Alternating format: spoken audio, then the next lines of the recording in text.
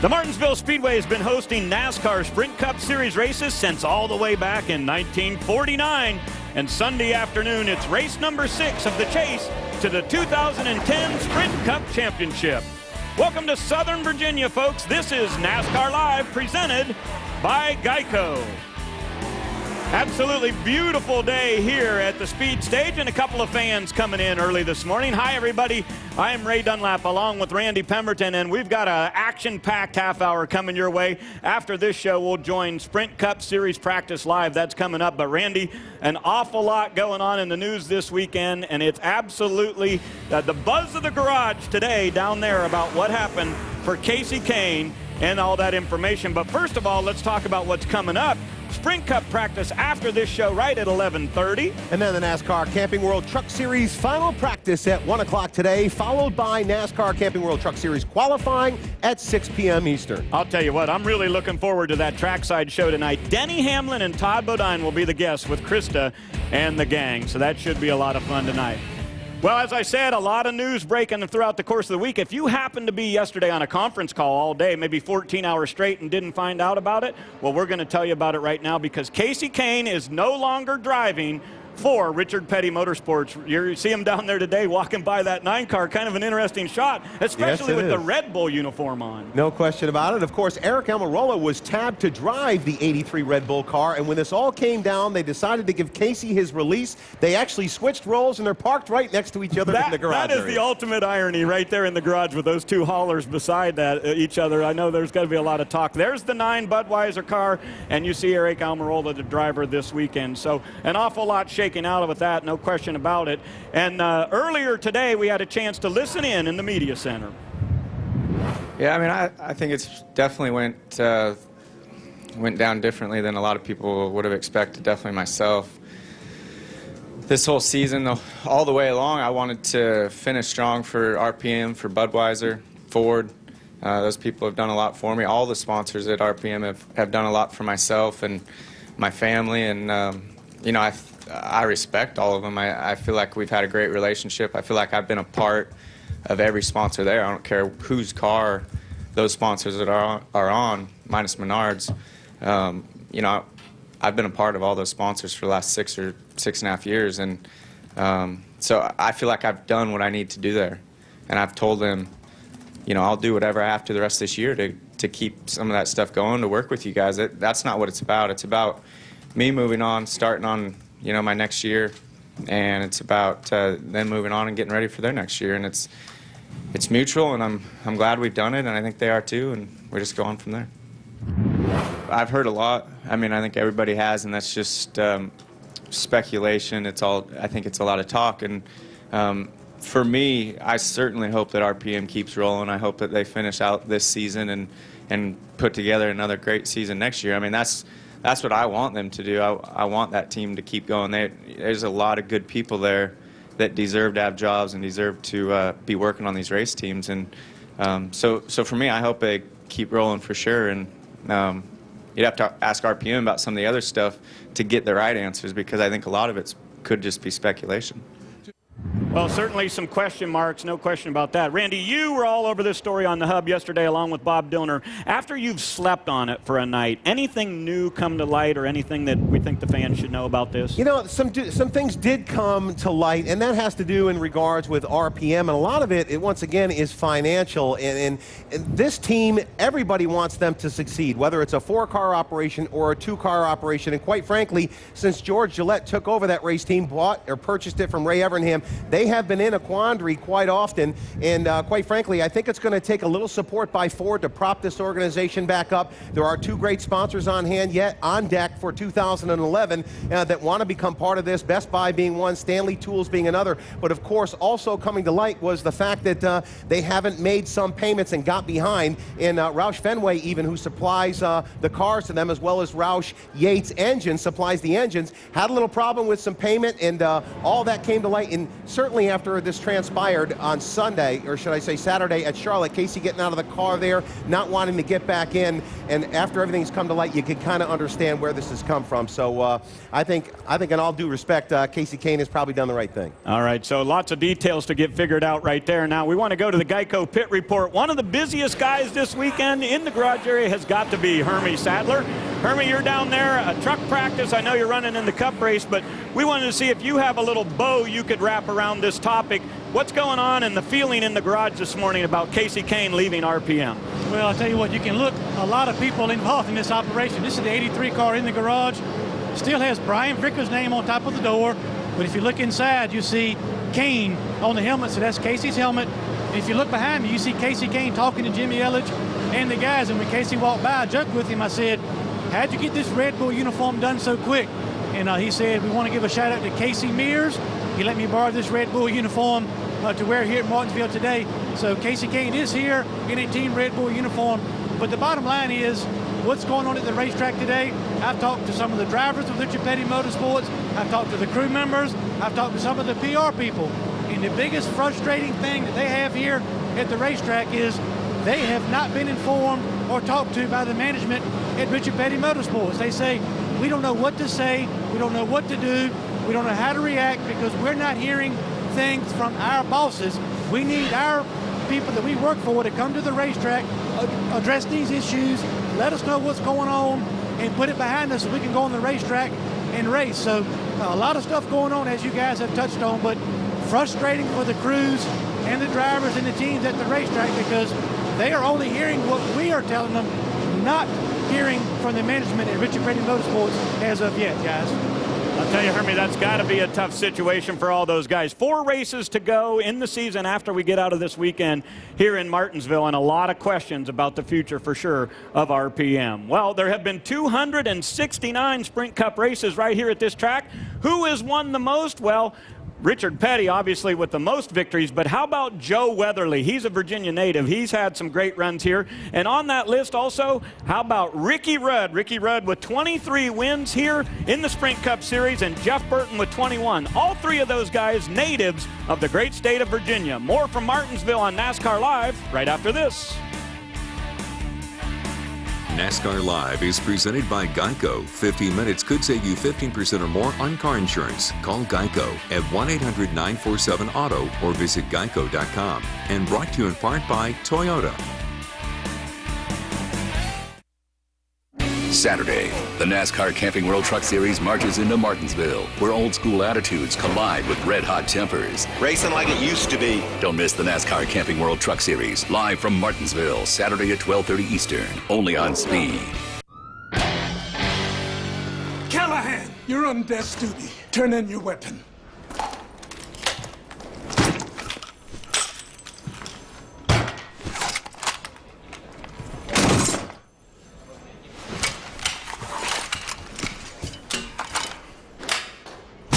Movies just got more awesome. Download and watch them on the go at 4G speeds with the Epic 4G, the smartphone ranked #1 by PC World.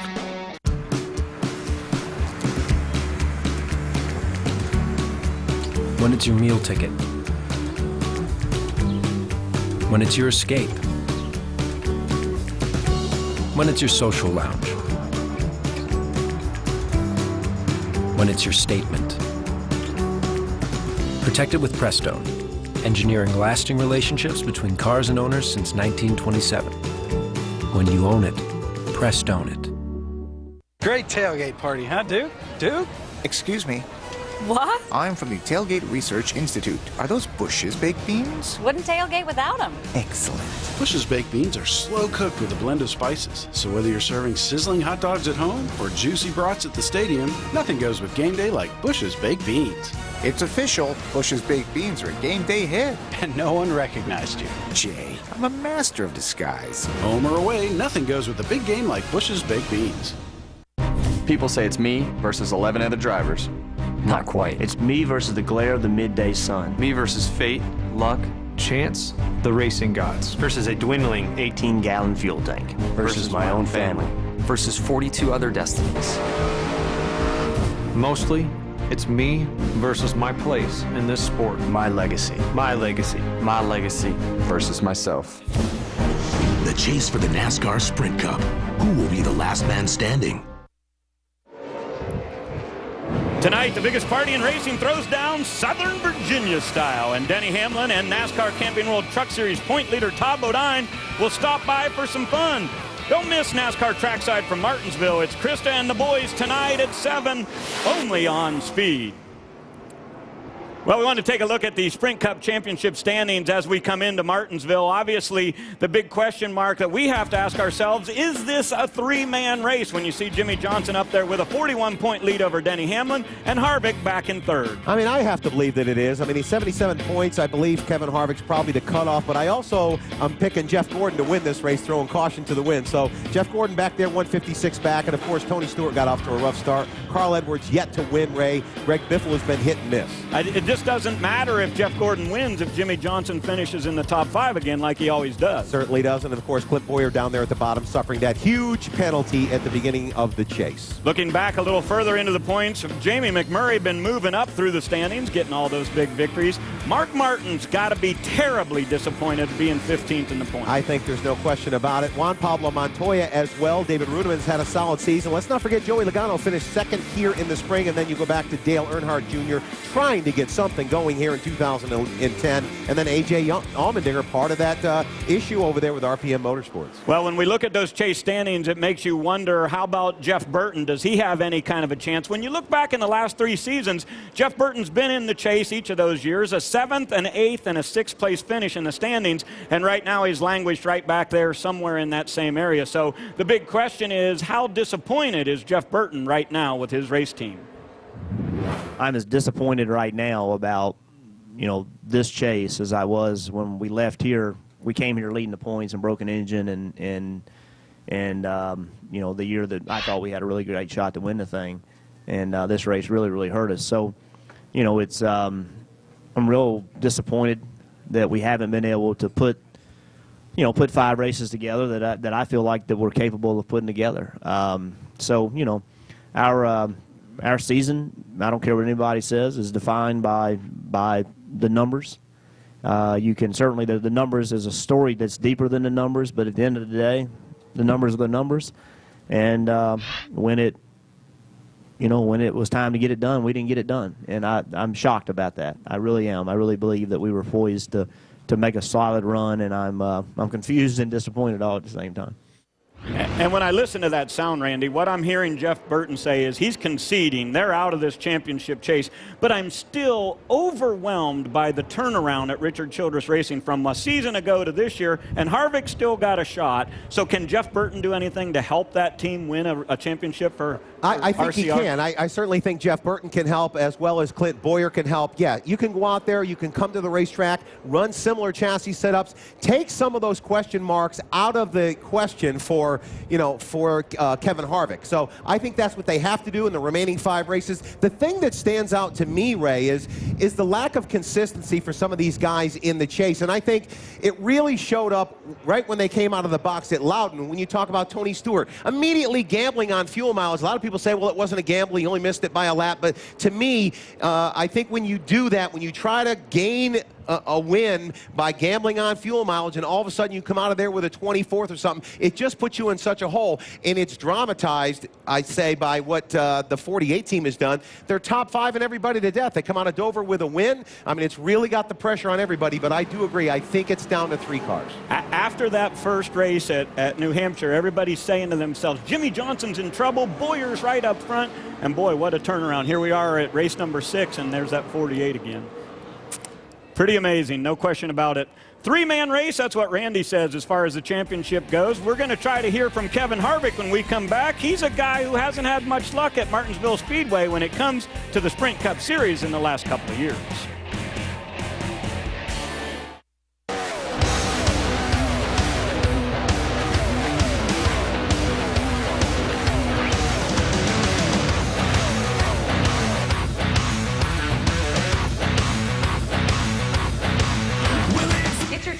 Texas 500 tickets at Texas TexasMotorSpeedway.com. There are definitely no limits at Texas Motor Speedway. Watch me race in support of the life-saving mission of the American Red Cross. Follow my lead and make giving back a habit. I'm your son. And as you well know, I can barely focus on one thing at a time. So between mowing the lawn and football, I choose football. Sorry, Robert.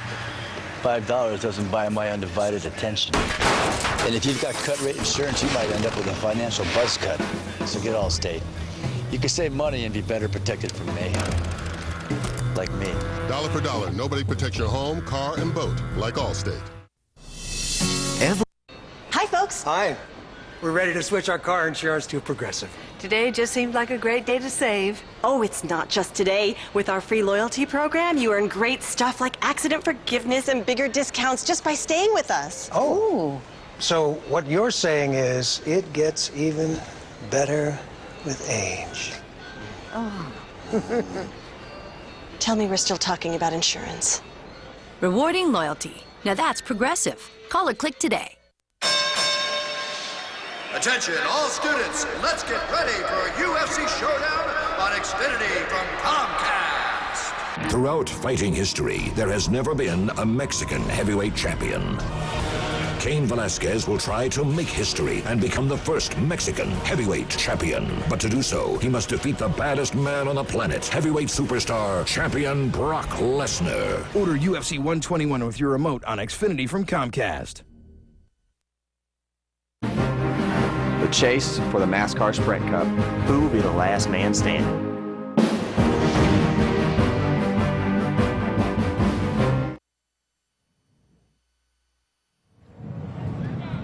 No question, all the topic this weekend here at Martinsville Speedway is the Casey Kane story. He's released from RPM, but guess what? We've still got a big race to run here on Sunday afternoon, and also Camping World Truck Series will be in action tomorrow afternoon. We'll have the setup for you at 12:30. You know, this past weekend we lost a great person in motorsports. Jeff Bird passed away at the age of 60, and he was the president and general manager of Bristol Motor Speedway. After a 28-year career at RJ Reynolds, he spent 15 great years at Bristol. And Randy, what really steps out to me about Jeff Bird is to think about the fact of what that racetrack was like when he walked in and took office, when Bruton bought the place, and how it ended up 15 years later when he walked out of the office. That transformation of that racetrack and what he did for promoting it is beyond compare. Just look at that facility. And the one thing that I know about Jeff Bird is the fact that he did it all for the race fans. As a matter of fact, he felt so closely with the race fans that he oftentimes would give his personal cell phone number and say, listen, if you have any issues, if there's anything that you think that we may be able to do better here at the Bristol Motor Speedway to make your time here more of a pleasant experience, please don't hesitate to give me a call. And that is that says it all about Jeff Bird and what a promoter he was, but he really felt a connection with the fans, and he was so well liked around the Bristol area and did a lot. And he was on a lot of board of directors and helped out colleges and so many charities. Ray, he was just a great individual. He really was a great guy, and obviously our condolences go out to Claudia, his wife, and Belton and Christian, his son and daughter. So a big loss for motorsports when Jeff Bird passed away last Sunday at the age of 60. Let's get back down to the garage right now for another Geico Pit Report. Hermie Sadler is standing by with sliced bread, I believe.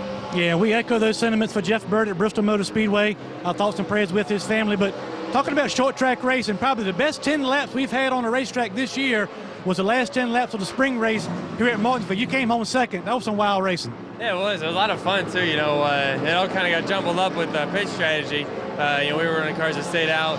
Denny and Kyle came in, so it was an interesting deal to see, how they would get through the field so quick. And we were close. It almost worked out just right for us. But, I felt happy with our second place finish. I feel like, hopefully today got a little bit more things we want to work on to make us that little bit better. And got GameStop on the car this week, so a little bit different. But hopefully we get the GameStop today in victory lane. We're starting a qualifying trip today. Qualifying is a really big deal, so we're going to stay in qualifying trip the whole first practice here.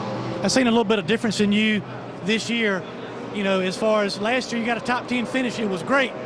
This year, you got a top 10 finish like at Charlotte. You're like, yeah, we had a good run, but we want to do better. Is that part of the progression of you as a driver in this race team? Yeah, I think that's a good thing. That's a real good thing to be that way.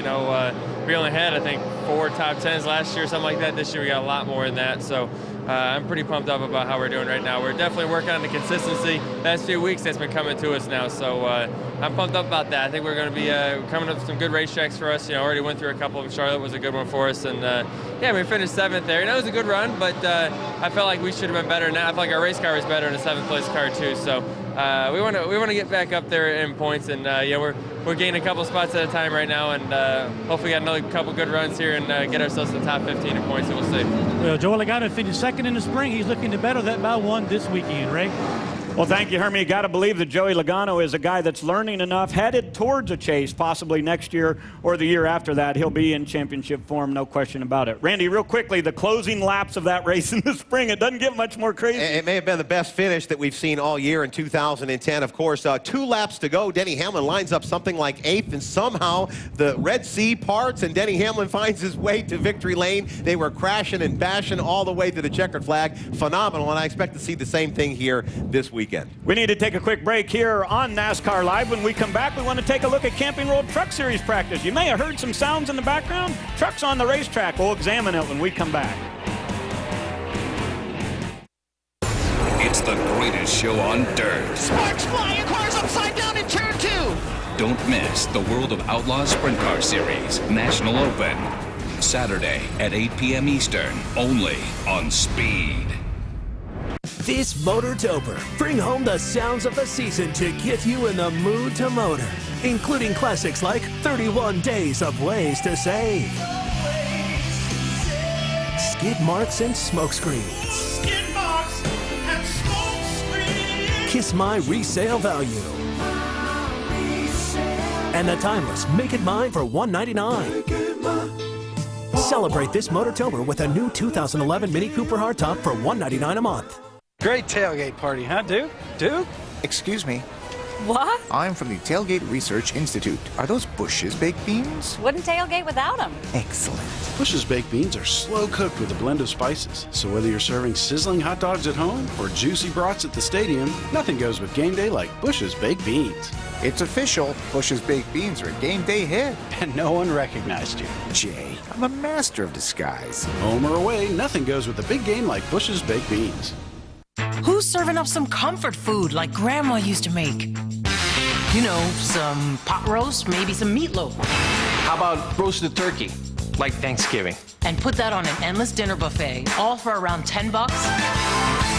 You just can't find Golden Corral's comfort food classics anyplace else. It's whole roasted turkey, slow-cooked pot roast, and new smoked beef brisket and more. It's all part of our endless dinner buffet, all for around $10. $10? I'm comfortable with that. Golden Corral, help yourself to happiness. Tomorrow, right here on Speed, the world's toughest trucks slam into Martinsville. It's 5 races to go, and we wonder, can Todd Bodine hang on for his 2nd title? Old school attitudes and red-hot tempers. Don't miss the Camping World Truck Series live from Martinsville at 12:30 tomorrow afternoon. That will be the setup show, and then we'll get you going with the race. A lot of great racing throughout the season so far in the Camping World Truck Series, and they were on the racetrack. It just got quiet, I noticed, right now, so there must have been a spin out there, but we want to take a look at the top 10 in practice so far. How about this? Any kind of a surprise right here, Randy? The 30 of Todd Bodine actually in the top 5 at Martinsville? Absolutely, and I did not realize until we discussed it this morning that he has still never won a short track race. As good a driver as he is their 4th. And of course, as we talked about in our pre-race meeting, so to speak, today, they did do a little bit of testing at Rockingham, so evidently they found something for Todd Bodine. There's Kyle Busch 5th. Mike Skinner, as you would imagine, is up there in the practice speeds. Kevin Harvick and Kyle Busch both in this race, and in the last 10 times that those two guys have raced each other on the racetrack, one or the other has won. So that'll be interesting to see how that plays out tomorrow afternoon. Kevin Harvick, certainly a guy who's done well in the trucks here at this racetrack, but in the Sprint Cup Series, it hasn't been quite so good. So we wanted to hear from the points leader and from Happy Harvick. And I've said this before, I think that the teams are strong enough, the drivers are fast enough that a 4-point lead really isn't going to intimidate anyone. The larger the points lead, the better that can happen. I think the thing that really sends the largest statement is how you've been running lately. And I think that the worst we've been since New Hampshire has been third, I think that sends a statement, and that works in our favor. If it's really in their heads right now, it's hard to say. I mean, there's still 5 races left, and I think all of us drivers look at it and say, I'm taking 5 races to get to this point. Certainly 5 races could swing it the exact opposite direction. So it's a little too early, I think, for anyone to fret all that much. I could be wrong, and I hope that I am, because I'll take any advantage I could possibly get. But I think here in the next 2 to 3 weeks, if we are able to keep running like we are, then that will start to work for us. But I just think it's a little early yet. It's a decent racetrack for us. Obviously, those guys have got the results to back it up. But we've gone from the beginning of the chase and overachieved on everything that we've done. This has just been a good year for us, and we're not going to do anything different. If we hit a home run this weekend, we hit a home run. If we don't, there's no reason to worry about trying to force anything, and we just got to keep plugging away. So I feel like we need to win a race in the next 5 to make it happen. But when you start forcing things to happen, you'll wind up with a 35th, and then you'll be done. So to be in the game, you have to be close enough to be a part of the game, and we'll just keep racing.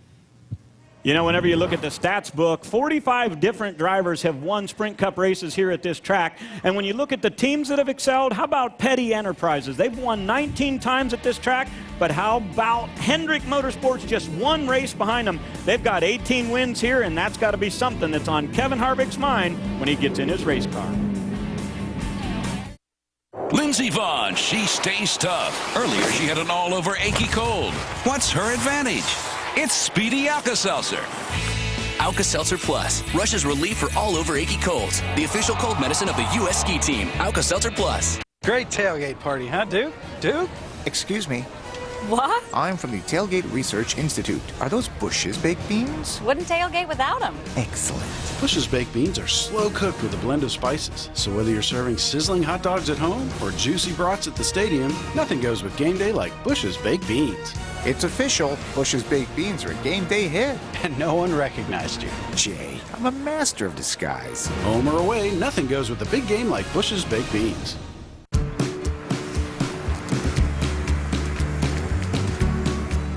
When it's your meal ticket. When it's your escape. When it's your social lounge. When it's your statement. Protect it with Prestone, engineering lasting relationships between cars and owners since 1927. When you own it, Prestone it. You ready? Yeah. Ready. It's way more than just another hot, cheesy, meaty snack. It's a tornado. Tornadoes, a whirlwind of in-your-face flavor, all rolled into a crispy, seasoned crust that blows every other snack away.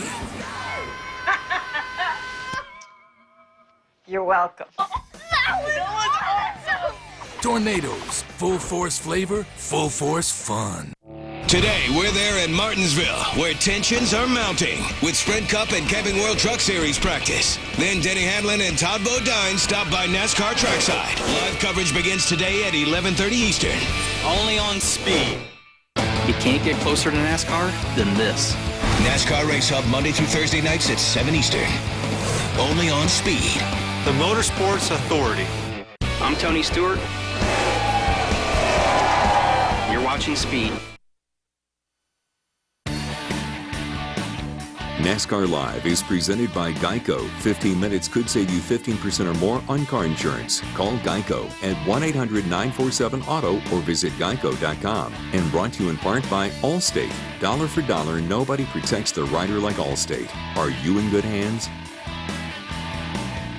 Absolutely beautiful day here at Martinsville Speedway. Thanks for joining us here on NASCAR Live. Sprint Cup practice is coming up. And Randy, what I think about Sprint Cup practice here is how indicative of the practice is to the finish results. You can almost look at them and hold them side by side. Yeah. If you're really good in practice, chances are you're going to be really good. Speed is speed here at Martinsville, particularly when you end up qualifying. I think 18 different times guys have sat on the pole and gone on to win the race. And so it's very indicative if you run up front in practice. Oftentimes you have a fast race car. and therefore you have an opportunity to finish well. One other quick thing that I thought about was Casey Kane on everybody's mind. Now, everybody's going to expect him to run well with Red Bull. This has not been one of Casey Kane's best racetracks, so don't necessarily expect him to run in the top 5. Another guy that's on everybody's mind, we just heard from him, and that is Kevin Harvick. Never gone to victory lane, no top 5s, only 7 top 10s in his career, so he's going to have to really get up on it if he's going to make some ground up on Jimmy Johnson and Denny Hamlin. Denny Hamlin and Jimmy Johnson have combined to win 8 races in a row here at Martinsville Speedway. Harvick's got to be thinking about that too.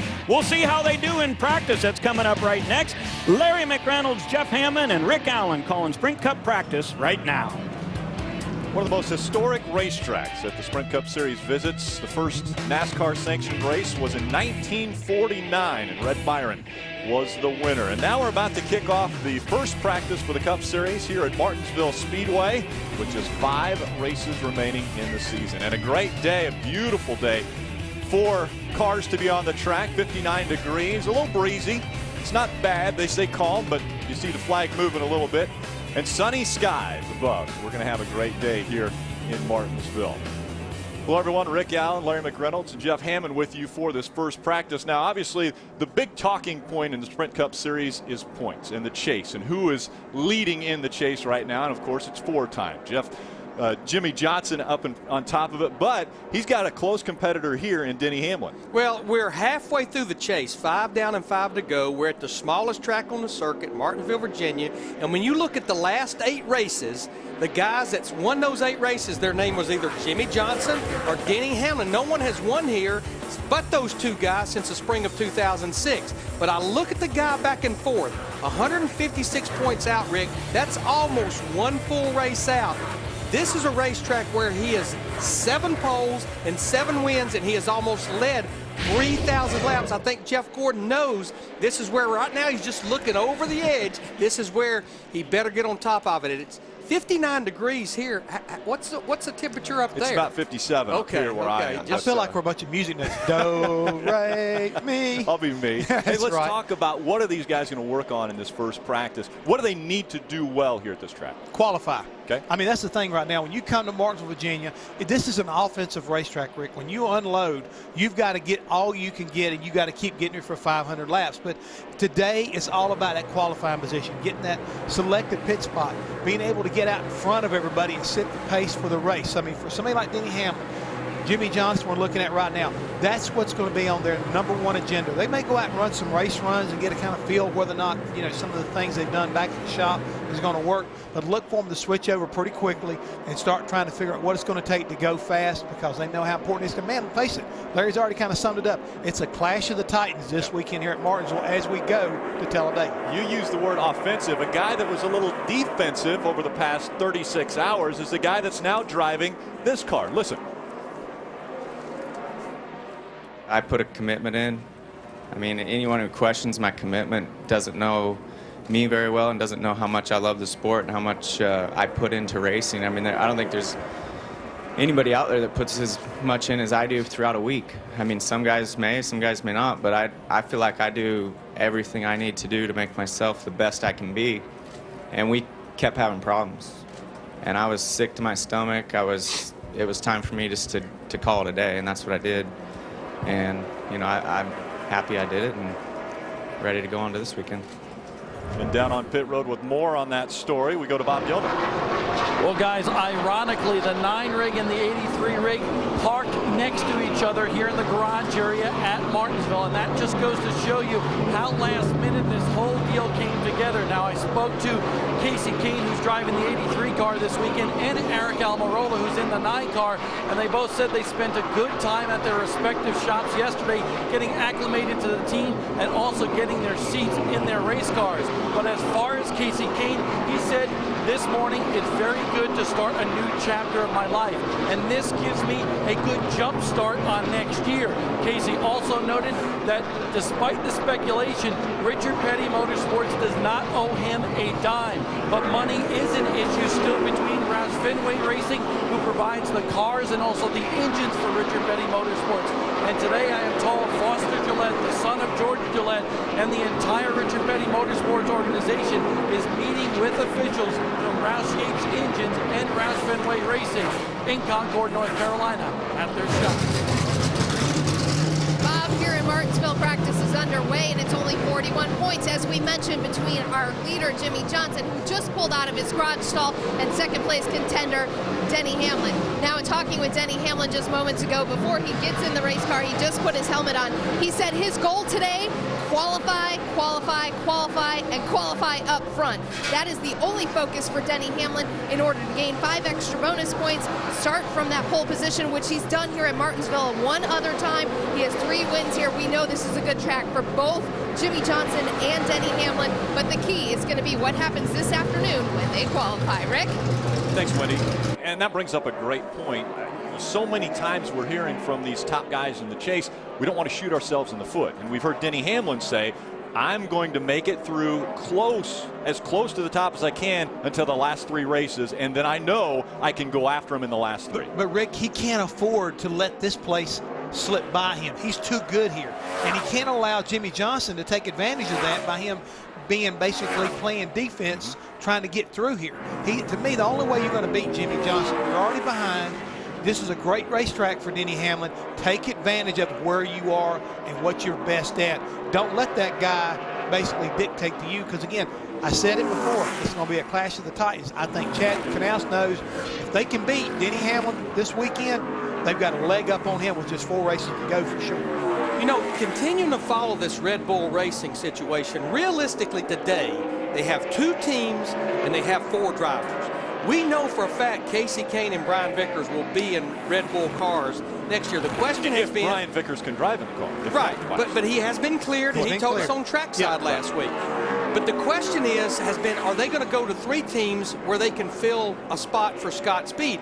I was told this week they will only be 2 teams. Scott Speed still has a contract with Red Bull Racing, but I was told this week as well that there is a performance clause in his contract, so there's going to be a huge evaluation on Scott Speed over these next few races to put the period on the story of Eric Almirola, who's in the 9 car, because Reed Sorensen is in St. Louis for the Nationwide Series race, that Eric Almirola was supposed to be in the 83 car here at Martinsville till all this came down with Casey Kane. You know, if I didn't know any better, I think we're almost listening to a NASCAR's version of Laurel and Hardy, or that deal is Bud Abbott, because who's on first? You know, because it's just that kind of a thing. What's on second? Exactly. Watching Eric Almirola in the 9 car, and you know, when you see already he's 30th in practice, this is probably one of the biggest challenges for he as well as Casey Kane, who happens to be 14th in the 83 car, is now they both have to adapt to their environments. And this is a new environment for Eric Almirola, and it about caught him moments ago on practice. It did. Here's Eric getting into the turn, and again, you've got a curb. Woo. And a close call there with the 0-9. Bobby Labonte right there going by him. But this is one of those things about a short track. It's, you know, very, very close competition. You've already seen the 83 and the 9 basically parked right beside each other. But I think the compound, the situation for the 9 as well as 83, just remember, Kenny Francis has been with Casey Kane for how long? Now he's having to work with a different driver, and all of a sudden Casey Kane is going to find out what it's like to work with a different crew chief. Now Eric Almirola just climbed out of his NASCAR Camping World Truck Series truck. Totally different animal with the Sprint Cup Series car.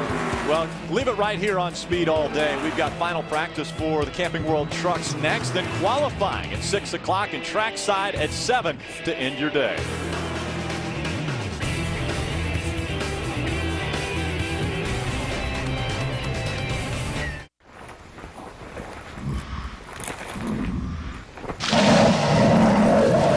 £600 of salmon breath. You in? 5th generation 4Runner.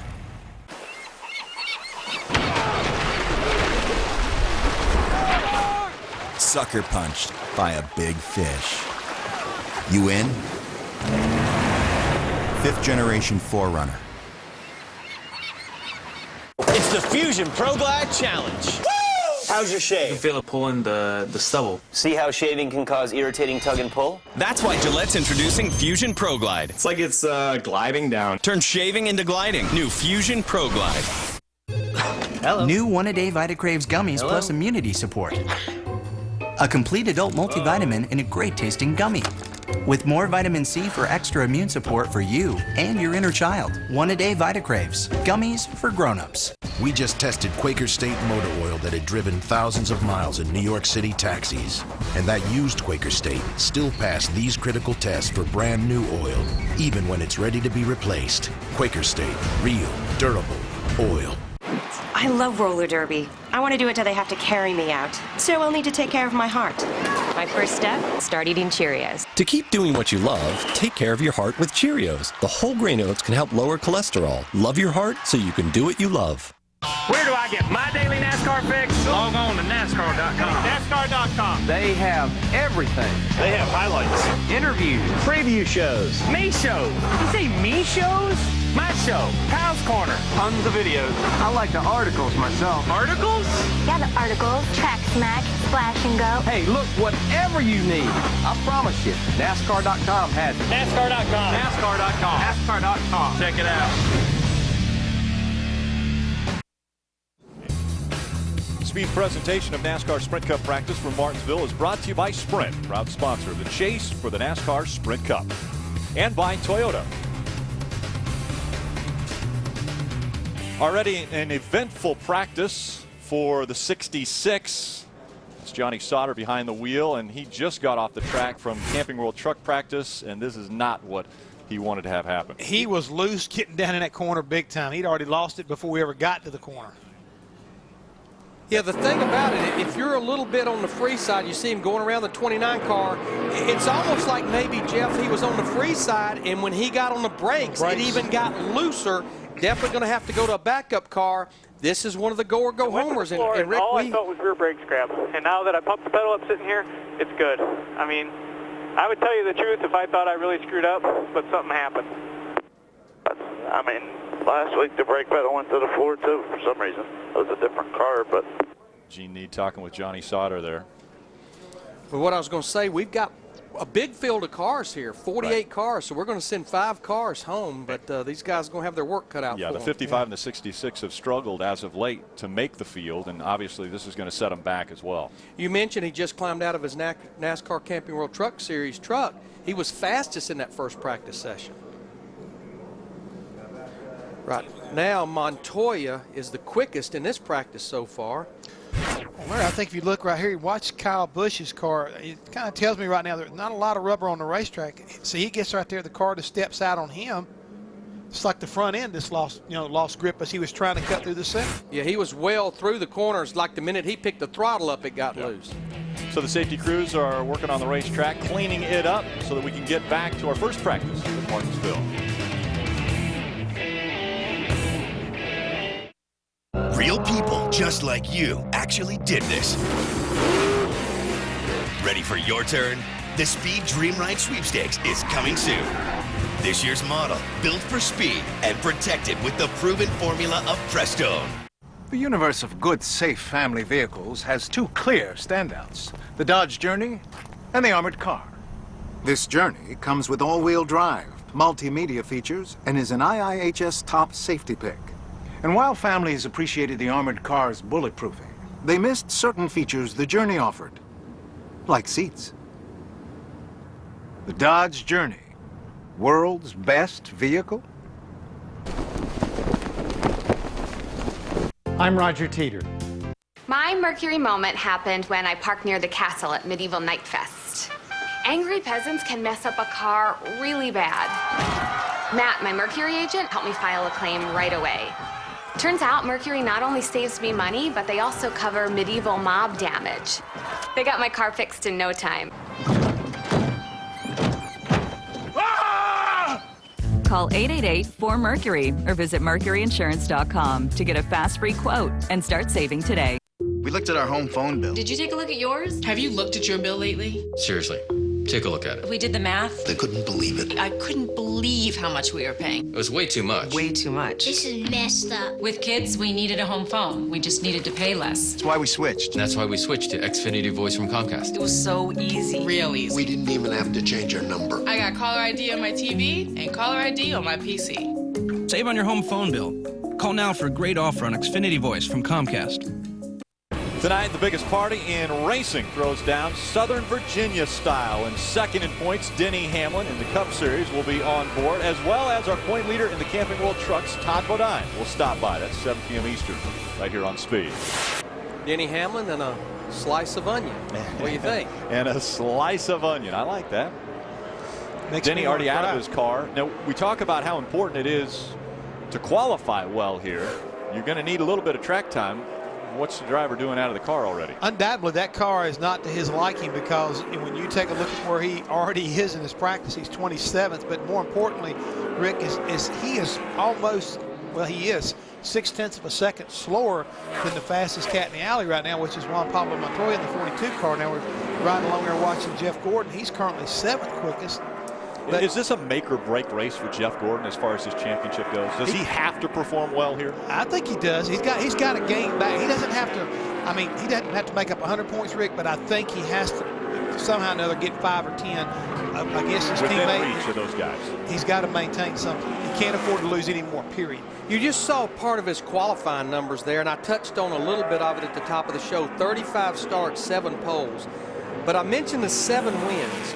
But in 35 starts here, the man has 23 top 5s, 29 top 10s, and right now he's sitting on top of 11 consecutive top 5 finishes here. He's counting on this race. You can almost believe it. And you touched on it. In the March race, he was just literally feet away from winning this race. Only one problem, though, guys. The 48 and 11 between him and Victor Lane. They're pretty good. Bob?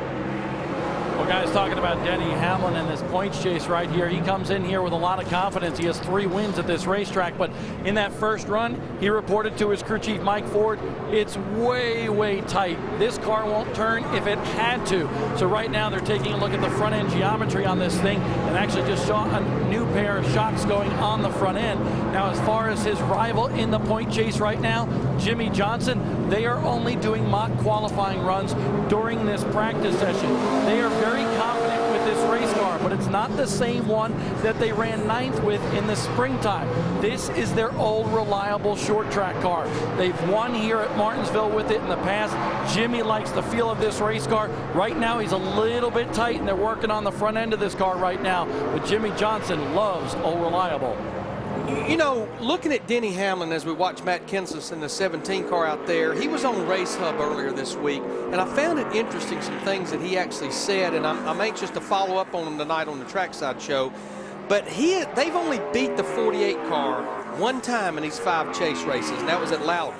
But they're sitting there with 2 top 5s and 4 top 10s. I think one of the issues is possible bonus points. He's only led 1 lap in the chase, and that was 1 lap at Charlotte. And look at the bonus points that Jimmy Johnson has. That's a 15-point swing just on laps led. What Denny Hamlin said on Race Hub, I've got to get more aggressive. That's one reason the 48 car is beating us. They're more aggressive than I am or than we are right now. And again, I'll go back to what I said originally about Martin. You have to be on the offensive here. And that's exactly what they've got to do. And unloading, this is not what they were looking for, because they're steadily getting kicked back right now. Other teams are picking up speed while they're trying to figure out what their problems are. And that's not the kind of mental thing that you want to have happen, is having this 48 car run well. Other guys basically showing that they're faster than you are this early in practice. It's just kind of mentally demoralizing. For Busch out there, and again, just 5 races remaining when he'll be sporting the Blue Deuce, the Miller Lite colors. He'll move over to Pennzoil next year with a new number. This is a team that they just lost something. There's just something missing right now. They finished 30th at Charlotte, and you look at their 5 chase races, they only have the 1 top 10 finish that was 4th at Dover, and they come in here 237 points out with 5 races to go. And Larry, this has not been a good racetrack for him. He's not scored a top 10 finish in the last 9 Martinsville races. So, I mean, he is coming into a place where really he doesn't have a lot of hope to be able to gain a lot of ground. You know, Rick, we were talking before we went on the air, as we see A.J. Allmendinger, one of the Richard Petty Motorsports cars. Of all the things I've heard this week about this whole Richard Petty Casey Kane deal, to me, the best statement I heard on Sirius Satellite Radio from Chip Ganassi. Chip said, first of all, I don't know all the circumstances. Let that be known first. But he said the one thing I will say, we're all grown adults, and we all make, in his words, a lot of freaking money. And it's sad with 5 races to go. No, he's not saying whose fault anything was, that the victims are sponsors and a lot of guys in a race shop. He said it's sad as adults we couldn't work it out for 5 races. And you know what? I don't know that I've heard anything said any better than what Chip Ganassi said. Yeah, and we're talking about a bunch of guys at Richard Petty Motorsports. And you think about the history of that organization, especially at a racetrack like this, where you would think with all of the domination that we've seen out of Jimmy Johnson, and we've seen Darrell Waltrip when he used to drive for Hendrick, and as well as Jeff Gordon, you'd think that Hendrick would have the most wins at this track. They're outdone by 1, and that's Richard Petty Motorsports. Exactly. 19 wins here at Martinsville. So a lot of history, not only behind that number, but the entire organization. There's the guy everybody's chasing in the points, Jimmy Johnson. The chase for the NASCAR Sprint Cup. Who will be the last man standing?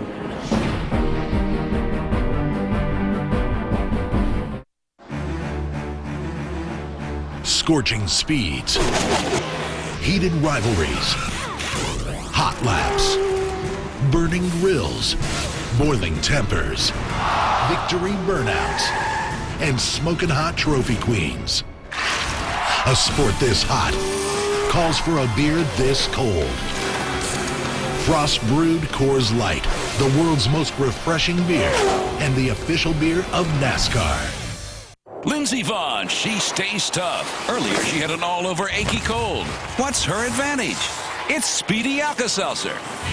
Alka-Seltzer Plus. Rushes relief for all-over achy colds. The official cold medicine of the U.S. Ski Team. Alka-Seltzer Plus. Hello! Why don't you try a home-cooked meal with yummy hamburger helper? Oh. Ta-da! Fantastically tasty, huh? That's good. What would you guys like? Hamburger helper. What? 1 pound, 1 pan, 1 tasty meal! In the next My Mercury moment happened when I parked near the castle at Medieval Night Fest. Angry peasants can mess up a car really bad. Matt, my Mercury agent, helped me file a claim right away. Turns out Mercury not only saves me money, but they also cover medieval mob damage. They got my car fixed in no time. Call 888-4Mercury or visit mercuryinsurance.com to get a fast free quote and start saving today. Attention, all students, let's get ready for a UFC showdown on Xfinity from Comcast. Throughout fighting history, there has never been a Mexican heavyweight champion. Cain Velasquez will try to make history and become the first Mexican heavyweight champion. But to do so, he must defeat the baddest man on the planet, heavyweight superstar, champion Brock Lesnar. Order UFC 121 with your remote on Xfinity from Comcast. Camping World Truck Series will take to the paperclip here in Martinsville. Kevin Harvick, Kyle Busch are on board, and our points leader, Todd Bodine, might not be very comfortable at this racetrack. He's never won on a short track, so he wants to hold on to his lead, but he's got a lot to do to keep it. Austin Dillon watching from atop one of the haulers. He's leading our Rebestos Rookie of the Year points in the Camping World Trucks. You know, we mentioned we've got Todd Bodine, the points leader, by 262 points over Eric Almirola. We got him on trackside tonight with 5 to go. But the interesting story, Rick, nobody knows this better than you, is the Owners' Championship battle, where that 30 truck only has a 39-point lead over Kyle Busch Motorsports, and I do believe Mr. Busch will be a participant in the last 5 truck races. He wants that championship very badly in his first year for Kyle Busch Motorsports, and so he's going to do everything he can. Matt Kenseth trying to do everything he can here at Martinsville. Roush Fenway, maybe not the success that we've had out of Richard Petty Motorsports or Hendrick, and a little bit of a handful here. This was close. Oh, yeah. A little late looseness right there. You see the car, basically it's getting loose just as it's exiting on the concrete to the asphalt too. And this is another one of the challenges of this racetrack. We take a look here at the owner Roush room. We got another car around into the outside wall, the number 92 car.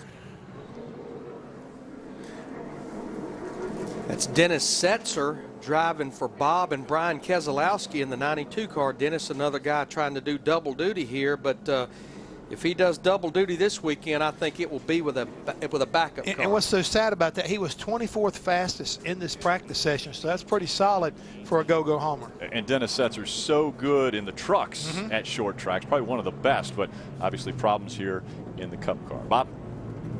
Well, guys, one of the least happy drivers here in the garage area right now is the driver of that car right there, the number 18 for Kyle Busch. You guys showed him getting really loose a little bit earlier on. Well, the problem really stems from a tight condition. He said the car never turns. It's just plowing tight in the corners. He honestly doesn't understand how it's different than the spring when he says he had the best turning car ever here at Martinsville. So Kyle Busch a little bit confused right now, 39th quick, but this is not one of his best racetracks. In fact, he only has one top 10 finish here in the last 7 races. So the struggle continues at the paperclip for Kyle Busch, Wendy.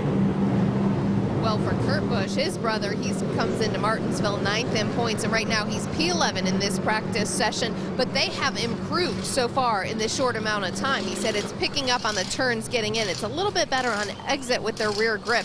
They are working on their rear shocks with crew chief Steve Addington. Dave Hansen, the shock specialist on the 2 car, has been working on those rear shocks already in this practice session, and also Kurt is tending to give it more front brake. They're going to try that as well, but some small minor adjustments for Kurt Busch, and it seems to be working so far.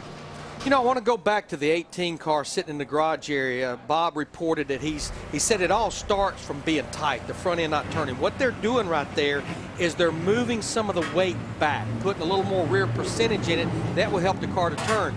But as I'm seeing these cars get loose, getting in and getting off the corner, you talked about Richard Petty himself having 15, 16 wins here at Martinsville. Our own NASCAR on Fox buddy Darrell Waltrip has 11 wins here. And I know Darrell has preached every time we're here doing the spring Martinsville race, he said, I can control getting in the corner as a driver. I can almost control the middle of the corner as long as I can run the bottom. Where I want to work on is being able to put that throttle down over 800 horsepower and having those rear tires grip and not get loose on the exit of the corner. You fix me there, exit of 2, exit of 4, I can almost control the rest of it. Now, I'm not saying his car's perfect, but he's the fastest in this practice. Juan Pablo Montoya, quickest at 19.45 seconds around the half mile. When it comes to dependability, some talk the talk. We prefer to walk the walk. Well, the pits are open, and here they all come. That's our philosophy. 2 cans of Sunoco. We're proud that teams use us. Sunoco fuel going in. Instead of talking about the finish, we like to take you there. Sunoco, the official fuel of NASCAR, Grand Am, AMA Pro Road Racing, and the SCCA. Fueling victories every week, every race, every win.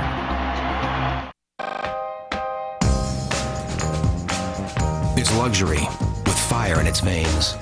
Bold, daring, capable of moving your soul.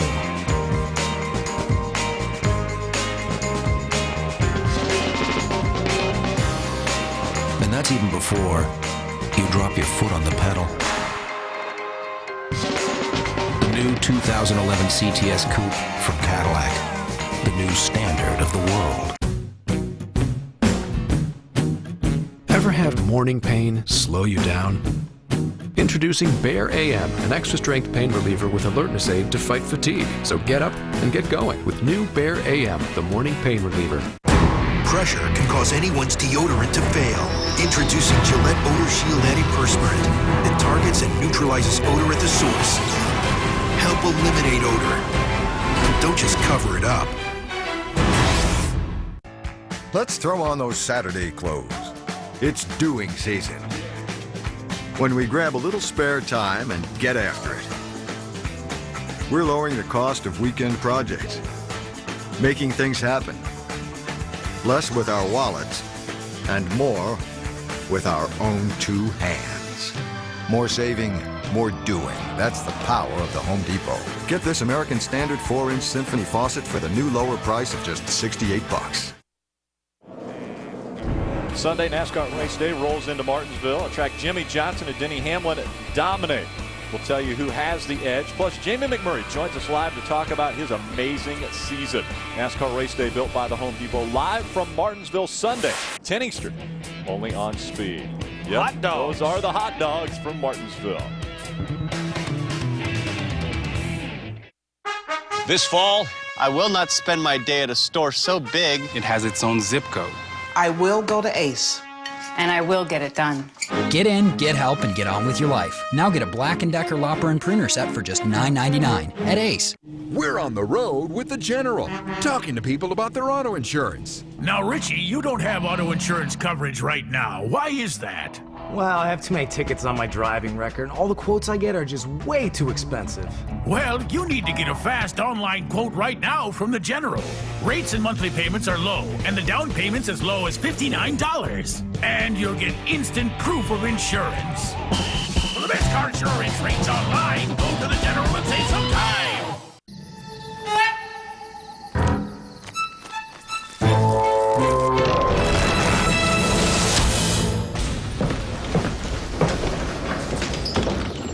Husqvarna, taming the wild.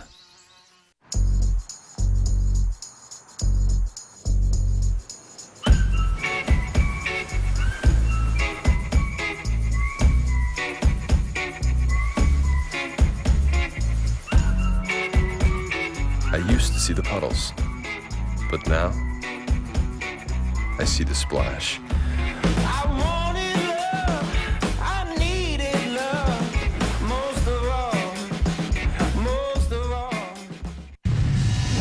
Welcome to the center of the universe. Eye of the sheet metal storm. A V8 vortex of soul-stirring thunder and blistering speed. Where pistons pound out the fury of 35,000 horses in unison with 100,000 beating hearts. A world where adrenaline is the fuel of choice. And everything else is just a game. Welcome back to Sprint Cup practice from Martinsville Speedway. Again, the reason we've slowed is because of the 92 of Dennis Setzer. He got into the wall. Dennis has actually already been checked and released from the infield care center, and they're now getting the car off the racetrack. You know, Rick, not the last time we went to break, but the time before, you mentioned Juan Pablo Montoya, the fastest, at a 19.459. Yep. That's better than 2/10 than second quickest Jeff Gordon. I'll be quite frank. That's going to be a tough lap to top. You think about it, the track record here is a 19:30, and that has stood since October of 2005 when Tony Stewart set it roughly 5 years ago. That's a heck of a lap Montoya has laid down there. It really is, Larry. And again, you mentioned Tony Stewart. I mean, Tony's really good here also. And I think, when you're talking early part of the broadcast, he's the last guy to win here besides Jimmy Johnson and Denny Hamlin. And he's having a pretty good practice so far. Currently, speed-wise, he's 8th quickest. But in the overall lap average, he's leading the pack right now. So 5-lap and 10-lap average. Darian Grubb's got to be pretty happy with the race car. I know they've got that same race car that they ran at both the Loudon races, including the one last month where he led well over 100 laps and just needed about a Dixie cup full of fuel. The one that didn't have quite enough gas in. For more on smoke, let's go to Bob. And right now, Tony Stewart good on those long runs because he is one of only a few guys in this garage area that's actually still in race trim. Right about the halfway mark in this practice session. The team tells me they do plan on switching over to mock qualifying trim here, but as the cars keep on rolling, Tony Stewart likes his race car, except for the fact that it's a little tight in the center, and the adjustments that they made on that last stop just did not help. So Larry Mack, Jeff Hammond, what they did is they changed the truck arm angle on that car for this next run. And what he's talking about right there, Rick, is they probably went at the very front where you hook the truck arms up. That's the center point of the car, and they have a series of holes in it, usually about 3. And you go up or down with that front pivot, and that can affect your forward bite as well as the way the car rotates through the center of the corner. So that's probably what they're working on right now is trying to get the car to get a good launch. Larry talked about the forward bite, how important that is, and that's one of the places you go to work on. Teammate Ryan Newman out there on the racetrack just in front of the 11 of Denny Hamlin. You know, Rick, you guys are carrying NASCAR Camping World Truck Series qualifying later on today, you and Phil and Michael, and it will be no different in that qualifying versus the Cup qualifying later on this afternoon. The whole key is getting the car to hook up on cold tires. And there's two things that really can make you or break you with that, and that's air pressure in the tires and the shock absorbers. To be quite honest, that's the two biggest things that are different from a race setup to a qualifying setup: shock absorbers and air pressure, because you go way down in air pressure. I mean, 8 or 9 pounds in the left sides for race trim, but you really come up on the air pressure trying to get them hooked up for 2 laps. Getting trouble right there off of turn 2. Marcus Ambrose in the 47 around. You know, he's another story that was talked a lot about this week as to when the 9 car opened up. We know that's where Marcus Ambrose is headed in 2011. Would he go ahead and make the move to the 9 to get ready for 2011? Then would Bobby Labonte go ahead and make this move? But it was pretty much stated this week that Marcus Ambrose would not leave. Tad Geschechter, who does a phenomenal job at putting sponsors on that car, so many promotions, including this one you see right here with Dollar General, is built around Marcus Ambrose, so they've agreed they will stay together for 2010, the rest of the races. But what about his car right now, Bob? Well, he doesn't like his race car. He just spun coming off the corner. One of those deals, guys, like we talked about, a little tight in the center, a little bit loose off for Marcos Ambrose. But just to add to what you guys were talking about, I spoke to both of these guys here this morning, and they understand. While the racer in them says, you know what, I would like to be in the 9 car for Marcos Ambrose, and Bobby Labonte told me this morning that he would love to be in the 47 car. They've both made commitments, and they want to honor those commitments. And Bobby Labonte said, it's kind of like the old days. In the old days, we only made the move unless we all worked together on it. And for this instance, we can't work together because the deals are already done. Well, the thing is, right now, it goes back to what Larry was talking about earlier when Chip Ganassi added into the deal. Hey, we're adults. We need to make sure we do and fulfill our commitments. And, you know, we've got 5 races to go. And I've always told any crew member, I'm pretty sure Larry's the same way. When you guys come on board, back in my day, we didn't have a lot of contracts, Rick. Everything was done with a handshake and your word. So when you started the season, it means at Daytona, we started this deal. When we finish up, in this case at Homestead, when they drop the checkered flag, your commitment to me is done. So whatever you want to do after that, well, you know, we'll worry about that then. But otherwise, we got 36 races to get the job done. That's the way you should always focus on it and work toward it. You know, Jeff, I believe that they possibly have flipped this 14 car over to qualifying trim, or at least they put fresh tires, because he just jumped up to 10th quickest with this 14 car. He just ran a 1990. Still a half a second basically off what Montoya ran earlier, though. Yep. You know, I think we always talk, especially during these practice sessions, about what these guys do on the racetrack. And when you think about the schedule that these guys have, and you look at Tony Stewart, who's still trying to stay in the thick of this chase, but yesterday, before coming here to Martinsville, he went over to Camp Lejeune in North Carolina, visited a Marine Corps base, and the place he spent the most time was in the Wounded Warrior Barracks, spending time with those guys. So it never gets documented enough what these guys in the Sprint Cup Series do outside of the racetrack. Yeah, not just driving. I mean, we got guys in all forms of racing that are taking part in charitable organizations, as well as making visits like that. Wendy. Jamie McMurray in this practice session has already focused on right front spring changes and getting ready to switch over to qualifying trim. He said it's really hard to tell in the beginning of practice because there was so much traffic, and with all the cautions that we've had in this practice session, it's turning good, it just wasn't consistent. When he got back on the gas, it would chatter. Not a lot of grip off for Jamie McMurray, last week's winner from Charlotte. But he said the front end's turning a little bit better, and the car, when it gets on the gas, has been a little bit better from when they started this practice. Crew Chief Kevin Bono Mannion continues to work on it and make Jamie McMurray a little bit more happy with this car. See if he can make it 2 in a row here at Martinsville. Rick, we were standing down there at the NASCAR trailer this morning. Jamie McMurray walked up to you and myself along with Robin Pemberton, and he still had a big smile on him last week, didn't he? I mean, he had a big bounce in his step and a big smile. I mean, he's having a fantastic season. He really is. What an amazing year to win the Daytona 500, come back and win the Brickyard 400, 2 of the most famed racetracks in racing, and then Charlotte, which is like the backyard to virtually every race team. Winning right there in front of your family, in front of your crew's family, is so huge. And where he got his first win for Chip Ganassi, I mean, it just kind of reinforced that, hey, when he made a decision back then, my win at Charlotte was not a fluke, because the guys he beat, well, they were some of the best. You know, we were talking on a conference call on Tuesday. When you look at Jamie McMurray, who missed the chase, but the season he's had, look at Greg Biffle, Kurt Busch, Jeff Burton, Matt Kenseth, Clint Boyer that realistically are probably out of the championship hunt. Do you think they'd trade their chase berth for the season Jamie McMurray's had so far? Pretty amazing. Kyle Busch. We're seeing a lot of guys maybe come off the track after some qualifying runs. The 88, Dale Earnhardt Jr. was second quick, so he has moved up within striking distance of Juan Pablo Montoya, but Montoya still almost 0.2 of a second faster than the field. In recent tests, one car was deemed the 2010 best midsize sedan. It wasn't the Ford Fusion. Definitely wasn't the Honda Accord or the Hyundai Sonata. And it wasn't the Subaru, Chevy, or Nissan.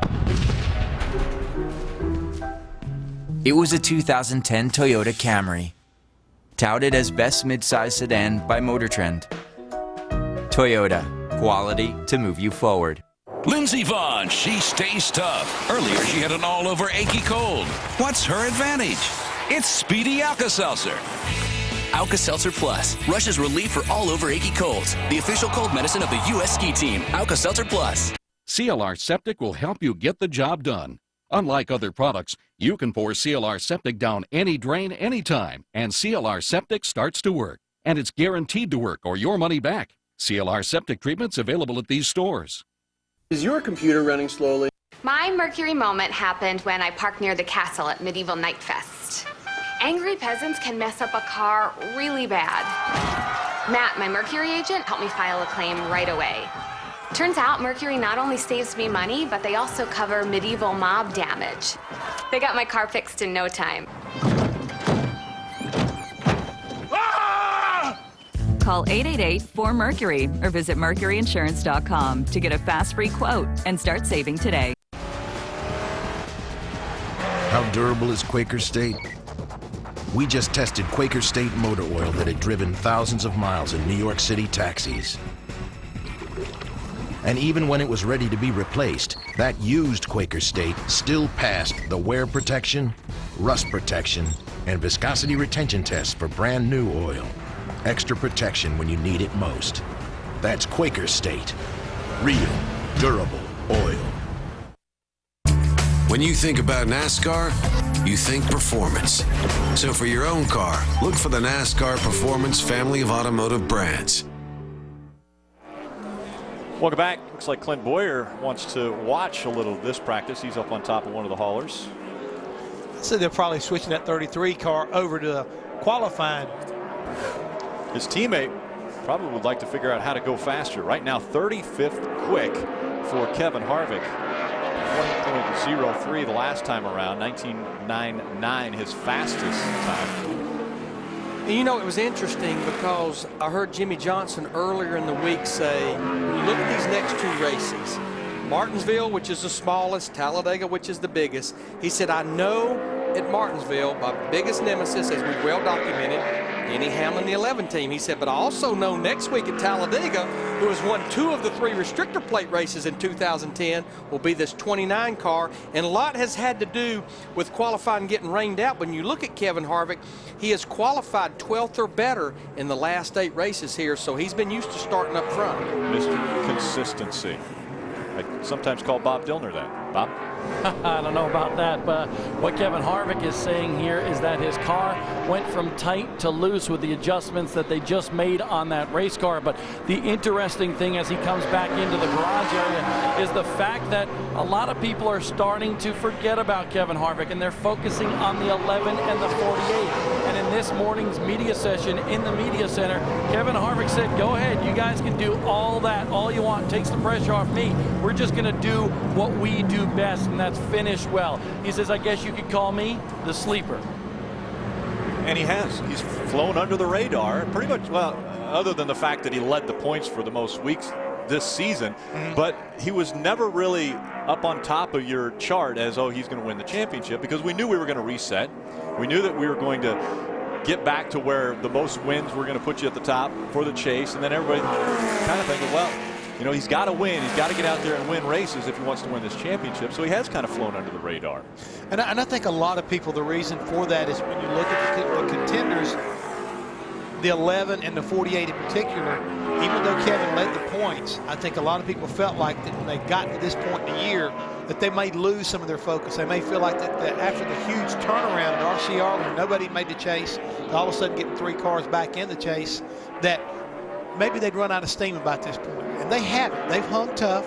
They haven't been perfect, but they've been doing the same thing they did all early part of the year. They've been finishing races and turning bad days into decent days. That's the thing right there is, yeah, they have 4 top 10 finishes. Now, this right here is Terry Cook in the 55 car, teammate to Johnny Sauter. Remember, Johnny Sauter had issues getting off into turn 1 earlier, and Terry Cook almost did that time. And it looks like a brake issue here. He's locked up the left front coming into the turn. That right there to me just shows that he's got the balance off on this car. And again, if I was going to see a car smoke, I'd rather see the front smoke than the rear, because most of the time it's just going to push up the racetrack. Too much front brake, too much rear brake. What happens, Larry Mack? You go to the backup. Exactly. We've already seen it a couple of times. Yeah, we've seen that. You back into the wall. Well, they're making more adjustments on that 33. Wendy, what's happening with that car? Well, they're sitting here in the garage. You saw just moments ago, Clint Boyer was on the 33 hauler watching his teammate right now and is in the garage area right now. They are switching over to qualifying trim and the race trim. They said they felt pretty good about it. Now, he didn't feel he was going as fast as he could because he couldn't get off the turn. He needed to roll the center better in that race trim, and every time he put the throttle down, it got a little bit loose for Clint Boyer. So that's what they're working on in race trim. But as for qualifying trim, he feels like it's going to be just as good. Now, Clint Boyer comes into this week, and of course, 12th in points. There's 100 points that separate 7th through 12th as we enter Martinsville. Take that 150-point penalty away. It would have been a whole different story, but nonetheless, Clint Boyer, considering this a home track, so to speak, for RCR, they're not far from Martinsville, Virginia. They are enjoying this weekend so far, but they know that they have a lot to do to help their teammate, Kevin Harvick, including changing those pit crews this weekend, guys. You know, it was interesting seeing Clint over there talking to Todd Berrier, Jeff Burton's crew chief. Remember, Shane Wilson, after they lost the appeal, Shane Wilson is crew chief, 4 race suspension. Shane is halfway through it. He will be gone here. He will not be at Talladega. He will be back for the last 3 races. So you saw Clint over there kind of talking to Todd Berrier. Scott Miller, the competition director, looking after Clint Boyer in the 33 team right now. Yeah, and Scott Miller has experience being on top. He's won races as an interim crew chief. Exactly. So you know that they're not falling off much. No.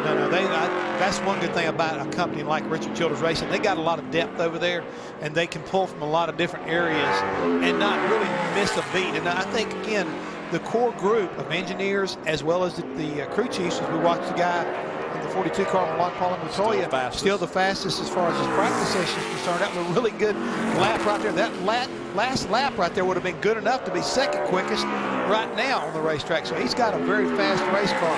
But that's the big thing about Richard Childress Racing. They've got a lot of depth. Scott Miller's going to do a great job there with those guys until Shane Wilson comes back. Again, Juan Pablo Montoya has the fastest time in practice. He said it early on. It was his 3rd lap. He went 19.459 on that first lap. Dale Jr. is second quick at 19.645. So almost 0.2 of a second. Juan Pablo Montoya ahead of the field. Tonight, the biggest party in racing throws down Southern Virginia style. And chaser Denny Hamlin and Trucks Points leader Todd Bodine join in on the fun. Don't miss NASCAR Trackside tonight at 7 Eastern. Only on Speed. Fluting away when I saw breakfast marching. But who gets breakfast from a place called Burger King? Well, this breakfast bowl's amazing. Eggs and sausage, just so. Peppers, taters, cheese. To BK you must go. Now I'm going to end with an epic flute solo! The delicious BK Breakfast Bowl. That's right, from Burger King. Hello. New One-A-Day VitaCraves Gummies plus immunity support. A complete adult multivitamin in a great-tasting gummy. With more vitamin C for extra immune support for you and your inner child. One-A-Day VitaCraves. Gummies for grown-ups. So you'll have my daughter home by 11? Probably. Sometimes probably doesn't cut it. That's why Valvoline guarantees your engine up to 300,000 miles. Sign up at Valvoline.com. Riders expect certain things from a Can-Am ATV. Groundbreaking technology, responsive handling, and the most power in every class. So why would they expect anything less from a Can-Am side-by-side? Introducing the Can-Am Commander, featuring the industry's most powerful engine, precision handling, and the first dual-level cargo box. The facts say it's the most advanced side-by-side ever built, but the ride says it all. Sprint Cup practice continuing from Martinsville Speedway. Tony Stewart again, he's fastest over the average, 5 laps and 10 laps, but the fastest car around the track one time has been Juan Pablo Montoya. Not only once, but actually his last Q run, his 2 laps were faster than anybody else, but not quite as fast as the lap he turned earlier. No, and I think, again, the racetrack is changing. As a matter of fact, I know Darrell Waltrip was sitting over in Franklin, Tennessee, and he was wondering about the guys spinning out if it had anything to do with the temperature. I don't think it's got anything to do with the temperature. I believe it has something to do as we take a look at teammates. Jeff Burton and Clint Boyer talking right now outside the race cars has a lot to do with some of the brake packages these teams have brought here this time. Talking to some of the engineers down there with the respective brake groups, whether it's AP or whoever, everybody's trying something here, Rick, because they feel like right now you can be aggressive with the brake pads and yet you can go the distance with it. And being able to drive down there really hard in these corners and get on the brakes once you get the balance like you need to will make you go fast. But if you get it out of balance, too much rear brake, spin you out too. You win a grandfather clock if you win here at Martinsville, and that guy right there has 7 grandfather clocks. He knows what time it is in every room, doesn't he, Bob? Absolutely, Rick. He also has 4 championships in the Sprint Cup Series, and he still thinks he's alive and well in this Sprint Cup Series championship hunt. But right now, Jeff Gordon actually loves his race car. Very minute changes for this team, according to car chief Jason Burdett. In fact, about the only problem they're having is you see crew chief Steve Letarte on the upper left-hand side of your screen is remembering to do only 3 laps at a time. This is such a tiny racetrack. Steve Letarte has to remind Jeff, only 3 laps, only 3 laps. This is the 4th run of the day in qualifying trim for the 24 bunch. We know how good Jeff Gordon is here, and he mentioned the 7 grandfather clocks that he has. But last week, Larry, I hope you can remember exactly what you said, because Darrell Waltrip's got 11 of those clocks, and you said something to the effect about you gave a whole new meaning of the high noon or something. Yeah, when all the clocks 11 of them going off at one time at 12 o'clock. Yeah, that'd be a full-time job, just making sure they're synchronized. Well, I will say this much: he doesn't have 11 of them. Jeff has 1. He gave me 1. Yeah. Winning here, we won several races in a row up here, and he was kind enough to let me keep 1 of them. And I'll tell you right now, that's one of the trophies that I've got in my house. And I don't have a lot of trophies, but I cherish that one. Clay Campbell talked about they wanted to do something different, not just give someone a trophy. And those clocks were originally made right here in the Martinsville area, which this town, Ridgeway clock. Yep. This town was actually developed by furniture builders. I mean, that's the way this town started here in Martinsville, a bunch of furniture builders. And now, obviously, a great keepsake from winning this race is a beautiful grandfather clock. And you talk about. I think he likes it. He's jumping second quickest. First lap, a 53 in the second. That's P2. Closest we've got to Juan Pablo Montoya, just 8/100ths of a second off of Montoya now is Jeff Gordon. Speaking about those clocks and how they make music to the ears, that's music to a crew chief series right there when a man says, hey, I like this. It feels good. And not only that, it's fast, but you talk about this racetrack and how it kind of evolved. I mean, this is one of the last of the charter tracks as far as NASCAR is concerned. It went from dirt to asphalt. I mean, the original race right there, Curtis Turner sat on the pole, but, Red Byron won this race driving for Raymond Parks with Red Bull being his crew chief. And that was on dirt. On dirt. Yeah. So, I mean, there's a lot of history of this racetrack. Yeah, it was paved in 1955, and the first race on pavement was won by Billy Myers, who actually, I think, is a relative of the famous Chocolate Myers. That's right. And I think might be some sort of a grandfather Bob. Well, maybe not. Bob?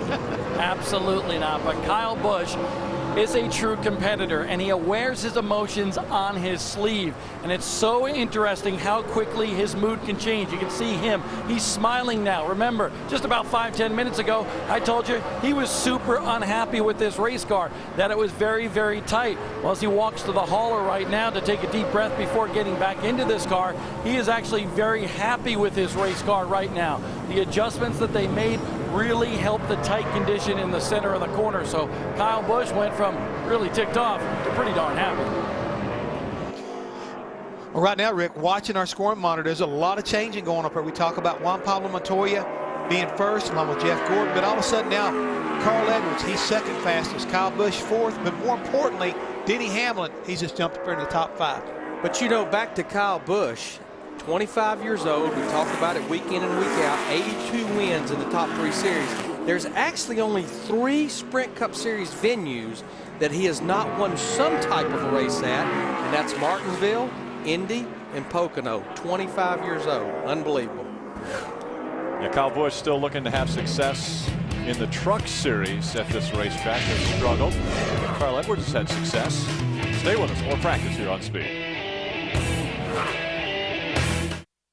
Thursday night, Thanks All Out rips through Kansas with an all-new episode. Gear up for some of the closest finishes in show history. Thanks All Out, Thursday night at 8 p.m. Eastern, only on Speed. How durable is Quaker State?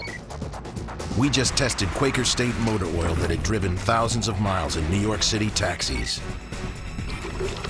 And even when it was ready to be replaced, that used Quaker State still passed the wear protection, rust protection, and viscosity retention tests for brand new oil. Extra protection when you need it most. That's Quaker State. Real, durable oil. So your seat good? Get the mirrors all adjusted, you can see everything okay? Just stay off the freeways, all right? I don't want you going out on those yet. Just leave your phone in your purse. I don't want you texting. Daddy, okay? Okay. Here you go. Be careful. Thanks, Dad. Call me, but not while you're driving. We knew this day was coming. That's why we bought a Subaru. Who's serving up some comfort food like Grandma used to make? You know, some pot roast, maybe some meatloaf. How about roasted turkey, like Thanksgiving? And put that on an endless dinner buffet, all for around $10? You just can't find Golden Corral's comfort food classics anyplace else. It's whole roasted turkey, slow-cooked pot roast, and new smoked beef brisket and more. It's all part of our endless dinner buffet, all for around $10. $10? I'm comfortable with that. Golden Corral, help yourself to happiness. Next week, we head off to Talladega. Yeah, that's right. It's Halloween weekend, and, well, we want to find out who has the best scream. And I think one of you two probably would give us a good example, maybe. Oh! That's a howl. That's not a scream. Well, it's Talladega. I'll tell you what, 4 and 5 wide with the trucks almost makes you scream, and that's going to be a great show, as well as the Cup Series there next week. And we always have fun in the Truck Series. We sometimes take on a theme, and I'm guessing that we will maybe do that again next week. You guys have actually, the last 2 years, that's been unbelievable. I mean, that has been hilarious, and Wizard I don't of know Oz, who came up with it, Batman but last kudos year. to them. Well, the thing is, right now, you guys are so dominating that our producer, Mark Smith, and Trackside said, look, we cannot beat them, so just let them go. Let them do their thing. They won't let us dress up, and I had a great time last year dressing up as a pirate. Nope. I was Freddy Krueger. Oh, that's right. I wasn't sure. What was funny about that mask I wore, I talked for an hour, but my lips never moved. How do you jump in? Mark Martin, he's working that steering wheel quite aggressively in that number 5 car. Well, he's run a total of 11 laps, and he actually just jumped up from about 22nd to 13th with this 5 car at a 1973. And guys, this may be a good time to kind of like talk about, you know, Mark Martin getting faster on the 2nd and 3rd lap. Here at Martinsville, a little different qualifying later on today. You just don't normally go out and run just like a 2-lap qualifying deal. Here, you got a warm-up lap before you take the green, so you got a grand total of 4 laps. And he just jumped up the 4th quickest. There's no question, and so much of that is, I talked about it earlier, the heat in the tires, getting that right air pressure. The 2nd lap, unless you just overdrive the 2nd lap, which certainly can be done, that last lap, you should run faster. You should just keep getting quicker throughout qualifying as far as the laps you run. Kind of like a mini Talladega. The further you go, the faster you get. For 2 completely different reasons. Wind it up. Yep. Carl Edwards, 3rd quick on the charts at 19.57. So now our top 4, actually top 5 are separated by 15/100ths of a second. Kyle Busch being 5th right now. While we're still talking about qualifying, Larry, what do you think about the draw here at Martinsville? You going out early, going out later on? I mean, let's say, for example, Kevin Harvick, he's going to go out 3rd, while Kyle Busch, who's kind of happy right at the moment, who is currently 5th quickest, he'll go out 35th. And as far as the time of day, these cars qualify at 3 o'clock, and qualifying will go by in a hurry here. I don't think time of day will matter. I don't think we're going to have any cloud covering, but I think it's just the mindset. I would rather go out late. I don't know that it's going to make an ounce of difference, but I would prefer to go out late. What I love about it, Rick, is when a driver comes back, I want to go out late so I know what I got to do. Right. Well, what you got to do is go fast. Well, then I know how fast I got to go. It's like, well, give it all. Give it to me now. Don't make any difference whether you're 1st or 35th. Again, about 36 hours ago, it was announced that Casey Kane would leave the 9 team, and he would start his a little over a year now run with Red Bull, and he's 18th quick on the charts. They had planned on having Eric Almirola in that 83. That was on Tuesday. They had that plan. Wednesday night, those plans all changed. They had to change the seats out of the race cars, and Eric Almirola went over to the 9. And I'll tell you, it's been a musical chairs for those two organizations. Bob? Certainly has, and right now the number 9 bunch is switching to sticker tires. They're going from race trim to qualifying trim here, and Eric Almirola in this car. Talked to him this morning, and like you said, it's been very confusing with him. He's been in the seat more than he usually is at the racetrack, basically fitting himself inside 2 different race cars for 2 different teams. So while it's been confusing, he said this is a very good opportunity for him. And right now he's been speaking to crew chief Kenny Francis about what this car is doing, and he said the problem is the center of the corner. It just won't roll as fast as he wants and doesn't allow him to get back to the throttle as soon as he wants with this number 9 car. So they said they got plenty of time tomorrow to work on that. Let's go to qualifying trim now and see how we're going to line up and stack up against the field for qualifying later today. Now we know everybody's making those practice qualifying runs on brand new sticker tires, but don't be surprised if we don't see some people maybe rolling their qualifying tires in. Not a hard lap, just knocking that newness off. I tell you what, it really speaks highly, I think, for Eric Almirola. He was on hold, more or less, for Jimmy Johnson when they were expecting a baby. Then when Jeff Gordon, their baby, was expected, Eric Almirola had already been in the seat for both of those race cars, and now not only was he going to be driving the 83, but he's in the 9 now. So very, very valuable driver. But I think all that has led to a full-time ride in the Nationwide Series for Dale Earnhardt Jr.'s 80, I think it's the 88 team next year. Tonight, the biggest party in racing throws down Southern Virginia style. And chaser Denny Hamlin and Trucks Points leader Todd Bodine join in on the fun. Don't miss NASCAR Trackside tonight at 7 Eastern. Only on Speed.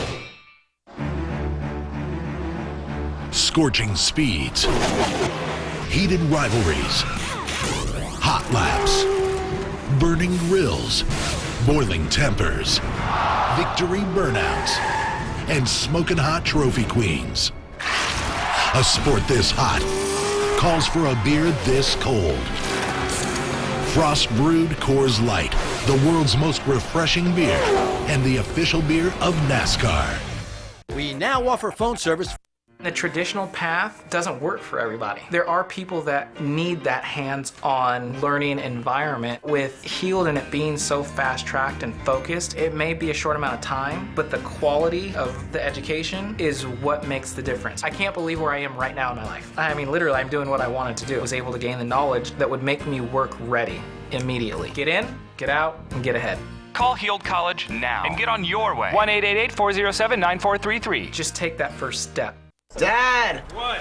What's up with the internet? I'll tell you what's up with the internet. I can't get it up to top speed because you're watching 2 HD TVs. I'm running out of bandwidth. Mom? Whoa. What's going on? I'm all clogged. What is it? I think it's Uverse. Oh, no. I'm heading towards the light. Try turning off the TV.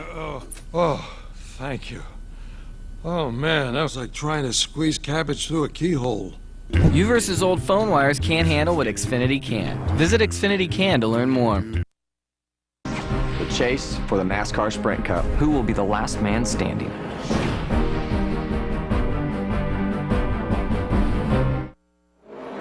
Things are picking up here in Martinsville. Maybe the temperature not going up too drastically, but the times and the guys moving closer to Juan Pablo Montoya is getting a little more exciting. AJ Allmendinger just ran a 19.532 second lap on his 36th lap. So he is second quick now. Jeff Gordon third quick at 19.539. So we're getting it a little closer to Juan Pablo Montoya's mark. And it's time right now. But take a look here at Greg Biffle. He's trying to get a little heat in those tires. And this is what happens when they're a little bit cold. When you get back in the gas, a lot of times she'll step out on you just a little bit, and he almost gets in that outside wall. Looks like he caught the curb a little bit too. That's one of the unique aspects of this racetrack is you got a curb on the inside. And it is huge. It is big. And I mean, it will absolutely upset that race car. You'll see some of the guys, you can see how tall it is. You'll see some of the guys stay off of it just a little bit, just where they've got a little bit of a margin of error. Because when you hit that, it's going to upset the left front and shoot the car up the racetrack. It's like 6 inches tall, Rick. I mean, it can really rock your world, throw the car up the racetrack. It can also knock the front end out of the line. That's another no-no. Wait, while we were away at break and we were talking about going out earlier, going out late, well, a guy that has a little bit of understanding about how to get around this place, Darrell Waltrip. As a matter of fact, he leads as far as the poles at this racetrack. He's won 8 along with the 11 wins he's got. But he said he'd rather go early because when you go late, a lot of times you catch yourself driving too hard trying to overdo a fast time. So in his opinion, if you want to be able to be quick here at Martinsville, go out early. Because I don't think weather-wise it's going to make a bit of difference without a cloudy sky. You know, Rick, we talked about 48 cars being here, and there's Kyle Busch, who right now is 10th quickest. When I look at our go-or-go homers, if we've got about 25 minutes to go, the 5 slowest of the go-or-go homers, Johnny Sauter, Kenny Schrader in that 26 car, Robbie Gordon in the 07, J.J. Yaley, and Terry Cook. And the difference right now between Terry Cook and Landon Castle is only about 2/100ths of a second. So it will be tight getting in this show. How about Greg Biffle? Hard left-hand turn. And whoa. Excuse me, Kenny Schrader, come through. Not only do we have a tight pit road, but we got a tight garage here. And we have seen cars tore up right there in that area of the garage area several times. Ryan Newman back out on the racetrack in number 39. Tornadoes on board this week. And of course, Ryan had a very, very rough Charlotte. Had a fast race car, ended up finishing 36, hit the wall on lap 2. But prior to Charlotte, he had 7 consecutive top 11 finishes. He was 13th in the points. Of course, after that run he had, Jamie McMurray winning Charlotte. McMurray is now 13th in the points. Tough situation for Ryan Newman and his teammate Tony Stewart. When he spun, Tony checked up and had the right rear damage, so that caused him to have a headache for the rest of the day. Bob. Just give you a little update on Casey Kane's progress in his new ride with Red Bull Racing in that 83 car. He's been fairly consistent on his runs, but the problem is he's a little bit tight in the center. Now, his crew told me that. Now, if you listen to Casey Kane on the racetrack, he feels like the right rear is just losing grip as soon as he gets on the gas, and that rear end is just sliding. He's pulling that number 83 back in after another mock qualifying run. So what they did on that particular run is they lowered the left side track bar because the team really does believe that the car is tight and then just getting loose on Casey Kane. So some discussing and basically talking about lingo and figuring out what Casey Kane needs as far as the race car goes. Now, guys, we talked about this a little bit, the challenges that Casey Kane's going to have, because all of a sudden this is not Kenny Francis anymore. And being on that same page may take a little bit for this crew. So when he says something, they're thinking, well, that shouldn't be right based off of our information. So getting on that same page may take a little while and may cost them a little bit here in qualifying, because you're going to find out here later on, qualifying is going to be extremely tight. And 1/1000th of a second could really be the difference between being 10th or 21st. And we've seen how different every driver is. Exactly. Kyle Busch can get into a race car and drive it when it might be so loose that, for example, Joey Logano couldn't drive it. So each driver is different, and each driver has its own communication as far as how loose it is or how tight it is. So that's a learning process for Casey Kane and the 83 team. It's Ram truck season, and the 60-day handshake lives on. That 5-finger bond that communicates trust, honor, follow through, and follow up. It's a promise that says go ahead and buy a Ram 1500 or heavy duty without a payment for 60 days. And if it doesn't do everything you ask it to do, bring it back. Ram. CLR Septic will help you get the job done. Unlike other products, you can pour CLR Septic down any drain anytime, and CLR Septic starts to work. And it's guaranteed to work or your money back. CLR Septic treatment's available at these stores. Could switching to Geico really save you 15% or more on car insurance? Does a former drill sergeant make a terrible therapist? And that's why yellow makes me sad, I think. That's interesting. You know what makes me sad? You do! Maybe we should chug on over to Mamby-Pamby land, where maybe we can find some self-confidence for you, you jackwagon! Tissue? Cry, baby. Geico. 15 minutes could save you 15% or more. This fall, I will not spend my day at a store so big it has its own zip code. I will go to Ace. And I will get it done. Get in, get help, and get on with your life. Now get a Black & Decker Lopper and printer set for just $9.99 at Ace. I wish it were as simple as me versus 11 other guys, but it's not. It's me versus the car in front of me and their bumper. Me versus that line of sweat running down my face. Me versus the expectations of an entire sport. Versus the loose lug nut on lap 112. Versus 4 turns and 2 straightaways. Versus history. Most of all, it's me versus my will to win. My dedication. My dedication. My dedication. Versus myself. The chase for the NASCAR Sprint Cup. Who will be the last man standing? Get the latest Sprint Cup chase news and updates at speed.com. Get an in-depth look through video highlights, stats, expert analysis, driver bios, and photo galleries. More at speed.com NASCAR section or search keyword NASCAR. You know, one thing I think we do also need to, we could have spent this whole hour and a half talking about Richard Petty Motorsports, Red Bull Racing, and Casey Kane. But Jeff mentioned Kenny Francis. Now, it's known that Kenny Francis will be going to Red Bull Racing in 2011. But we talk about commitments.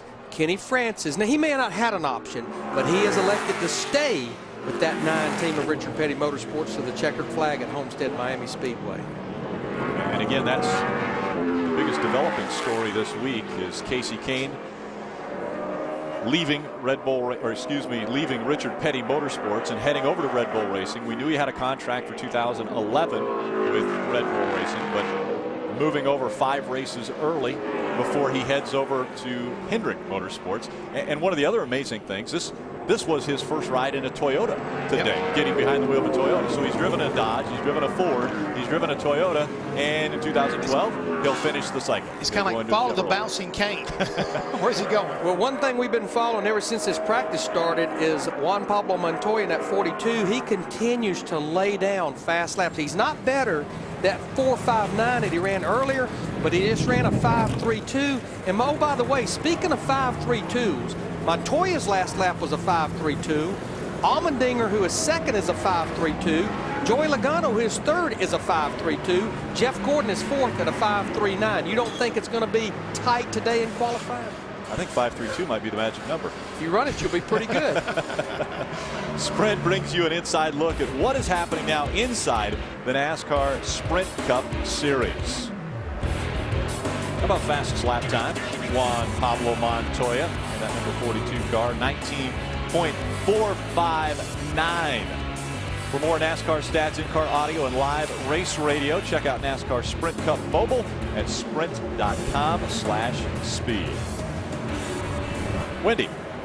And while Pablo Montoya has been fast in this practice session in his qualifying trim, he's the fastest. He said he's really loosened sideways at some points and tight late in those turns, but he's got to wait on the throttle. That's the problem with Juan Pablo Montoya. By looking at his times, you wouldn't think that he would be having that issue. He's fast in qualifying trim, but he has never qualified better than 15th here at Martinsville, guys. So this could be a best qualifying effort if he were to match these times later on today in qualifying, Rick. Thanks, Wendy. Field slowed just a bit here. Looks like we've got, that looks almost like a safety. Well, what that looks like is something that these guys use, Jeff, when they change a gear. Some of the mechanics, right? But it's definitely a glove. Fire sleeve is what it looks like. Yeah. If it's not a glove, it's a fire sleeve. And somebody's going to need that. They'll need something like that, especially on Sunday, I promise you. And so while they're going to grab the glove, we'll slide away. Again, Juan Pablo Montoya fastest here in Martinsville. It's just 30 minutes from my garage. We're in the heart of NASCAR country. We're in the hub. NASCAR Race Hub Monday through Thursday nights at 7 Eastern, only on Speed. I'm Kurt Busch, and you're watching Speed. I'm really proud to be a part of it. Love, it's pretty amazing. Her name is Amanda Brookman, and she is my destiny, although she may not know that, per se. So you can go online and make any kind of car you want. I made a love car. Do I think they stand a chance? I mean, who doesn't love love? I love love. What will you design? ToyotaRacing.com. Who? My Mercury moment happened when I parked near the castle at Medieval Night Fest. Angry peasants can mess up a car really bad. Matt, my Mercury agent, helped me file a claim right away. Turns out Mercury not only saves me money, but they also cover medieval mob damage. They got my car fixed in no time. Call 888-4MERCURY or visit mercuryinsurance.com to get a fast free quote and start saving today. Attention, all students, let's get ready for a UFC showdown on Xfinity from Comcast. Throughout fighting history, there has never been a Mexican heavyweight champion. Cain Velasquez will try to make history and become the first Mexican heavyweight champion. But to do so, he must defeat the baddest man on the planet, heavyweight superstar, champion Brock Lesnar. Order UFC 121 with your remote on Xfinity from Comcast. Speed presentation of NASCAR Sprint Cup practice from Martinsville is brought to you by Sprint, proud sponsor of the chase for the NASCAR Sprint Cup. Gorgeous day in Southern Virginia. Leaves about to change as we're getting close to autumn here. This has been one of the more pleasant surprises of the non-chase guys. Certainly McMurray winning Charlotte, but Regan Smith in his 78 car. Right now, he's 10th quickest in the practice, and quietly, his last two races, he finished 13th last week at Charlotte, and the week before, 12th at Auto Club Speedway. I talked to his crew chief, Pete Rondeau, this morning, who took over a couple of months ago for the 78, and he says, you know, we keep chipping away. Our goal is to feel like that when we get to Daytona in 2011, that we can be competitive week in and week out, and they've shown it the last 2 weeks. And if they can keep Pete Rondeau hooked into that group, I talked to a lot of the guys that work over there on that 78 car. They say he was kind of like the piece that they've been missing because everybody's rallying around him. Everything that they wanted to do, the improvements he wanted to bring to the car, it's just really worked magic with them. And right now, he and Regan both are on the same page. It's really working well for the 78. Very driven team, and another one, obviously this team, 31 of Jeff Burton, coming off the racetrack now. They're trying to find something. Wendy, have they figured out what to do with these cars? Get them faster?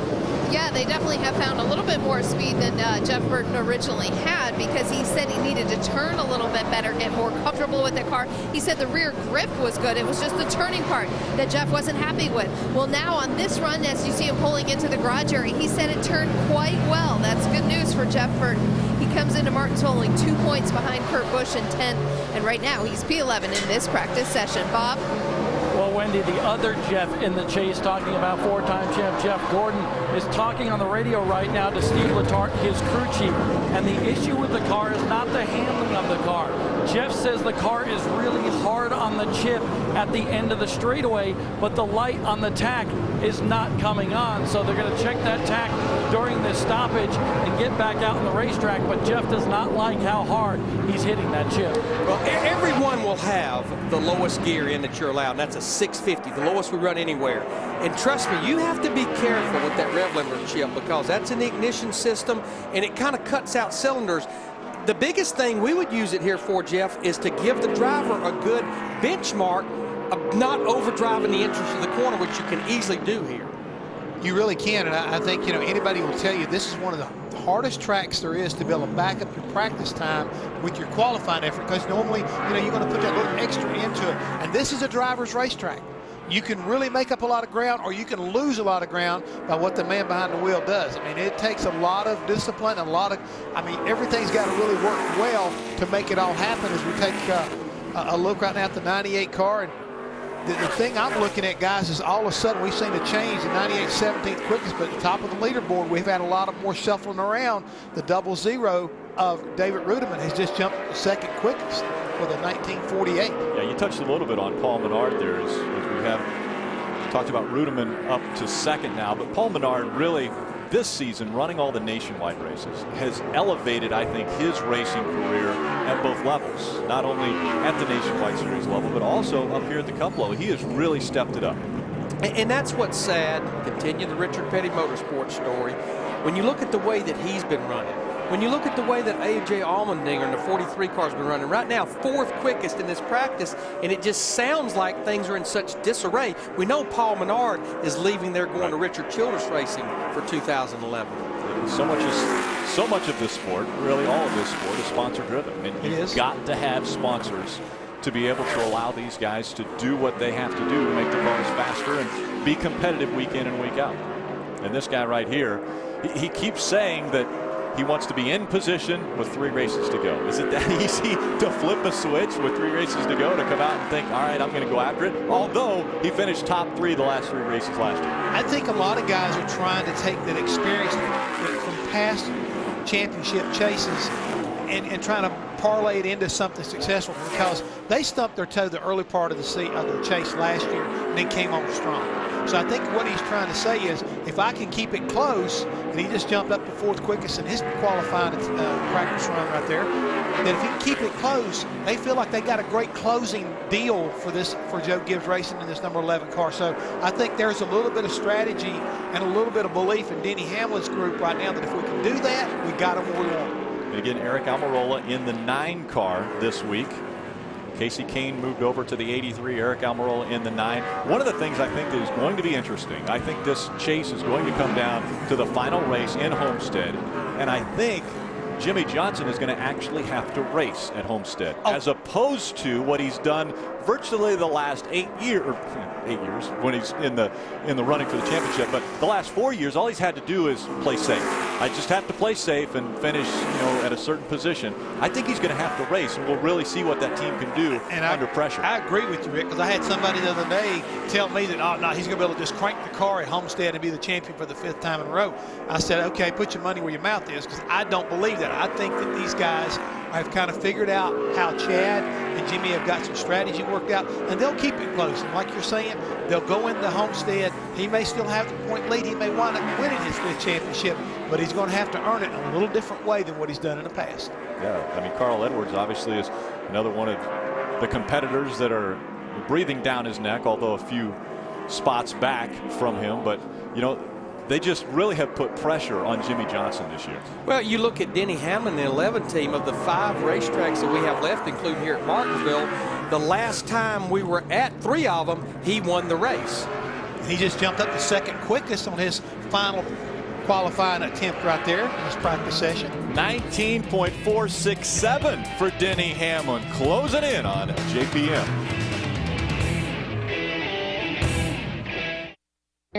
A lot has changed over the years in how you make a vehicle go fast.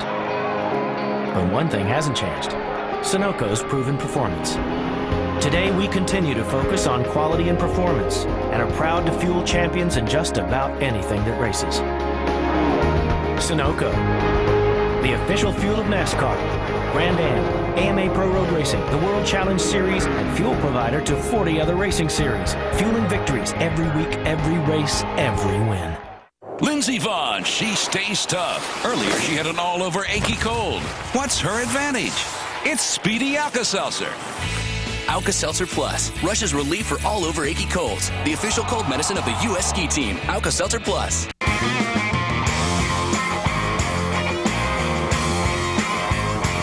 Davidoff Cool Water. The power of cool. This rolling duffel bag is free with any $65 purchase from Davidoff Cool Water. Find out more at Macy's.com. Here's to getting a weekend project done in record time. Here's to mapping out a game plan, to precise measurements, and powerful tools that make a lot of noise. Here's to getting your hands dirty and ending up with something you can be proud of. Really proud of.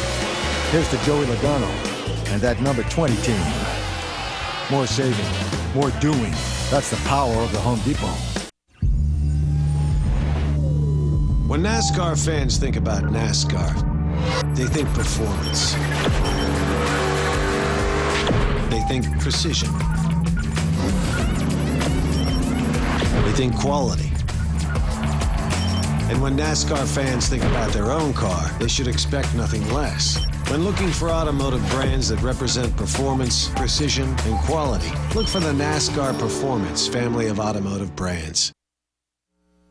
This copyrighted telecast may not be reproduced, retransmitted, or used in any form without the authorized written consent of NASCAR Broadcasting. NASCAR would like to thank all of our loyal fans for your continued support, and we hope you enjoyed today's broadcast. Another one of the unique things about Martinsville Speedway, there is a train that goes by, within about 50 yards of the racing surface. Used to be ducks, and they got rid of the ducks, so now it's hot dogs and a train. And the train is going by now as we're winding down this first practice for the Sprint Cup Series. Fastest up to this point has been Juan Pablo Montoya. He set the mark very early in this practice session, actually on his third lap at 19.459, but the competition has picked it up. We're separated by 1/10 of a second, first through 10th. It's Jimmy Johnson in the 48 car on the run right now. Jimmy's 11th quickest. His fast lap is 19:55. His last lap, Bob, was a 19:69. And that's exactly what I was going to talk about, Larry McReynolds, because their goal over the last few runs is to turn a 51 like their teammate Jeff Gordon did. And you mentioned he turned a 69 and a 68 in his last two runs. And the problem is with this team, they're happy with the time, but every change they're making, it makes the car better, but it's not necessarily making the stopwatch better. They're not getting any faster. So 11th quick outside the top 10. They're a little concerned with that, but they think they can still pick up some. The only difference on this particular run, this is on sticker tires. Wendy? Bob, over here at the 39 car of Ryan Newman, they wish they could be 11th fastest right now. He's 22nd in this practice session, and he is done for this first one in the books. He said he just can't get into a rhythm today. They've had problems with the left front locking on the whole entire practice session, thanks to Mark Martin revving his engine right there. So they're going to look at that splitter on the left-hand side. He feels like it's just that left front that's causing all the problems right now with it locking up, and it's been doing that the whole practice session. So crew chief Tony Gibson is going to be changing some brake pads in between now and later on when they get back on the track. They don't like the balance changes that they made to this race car. Ryan didn't like the changes as much, so they're also going back on them, but they continue to struggle trying to get some more speed and get the brakes dialed in here on the 39. Thanks, Wendy. Yeah, you can see Ryan throwing the hands up in the air. It's got to be better. See David Ruderman there, the 00 car right now. He is 4th quickest. You know, the thing about it, I heard Wendy talking about brake pads, and Jeff and I kind of looked at each other. You know, you have a lot of different options of the amount of grip that you put in the brake pads. Sometimes you may put a little grippier brake pad in for qualifying, but I believe I would have liked to have had them in there at least for one practice run before this practice ended, Jeff. Absolutely. I think that's very critical. We know how hard these guys are going to try to drive off of this corner. You take a look at Jeff Gordon, who is currently 7th quickest. I mean, he ran a 51. You got to realize, like I say, Juan Pablo is in 45, and he finds himself 7th quickest. So, I mean, this thing is incredibly tight, Larry. I mean, you were looking at the other score monitor, and for a lot of these times, you have to go out to the thousands to be able to get some separation between the teams. Speaking of thousands, we talk about brakes being so critical at different racetracks, and this one being one. Teams are spending upwards of $20,000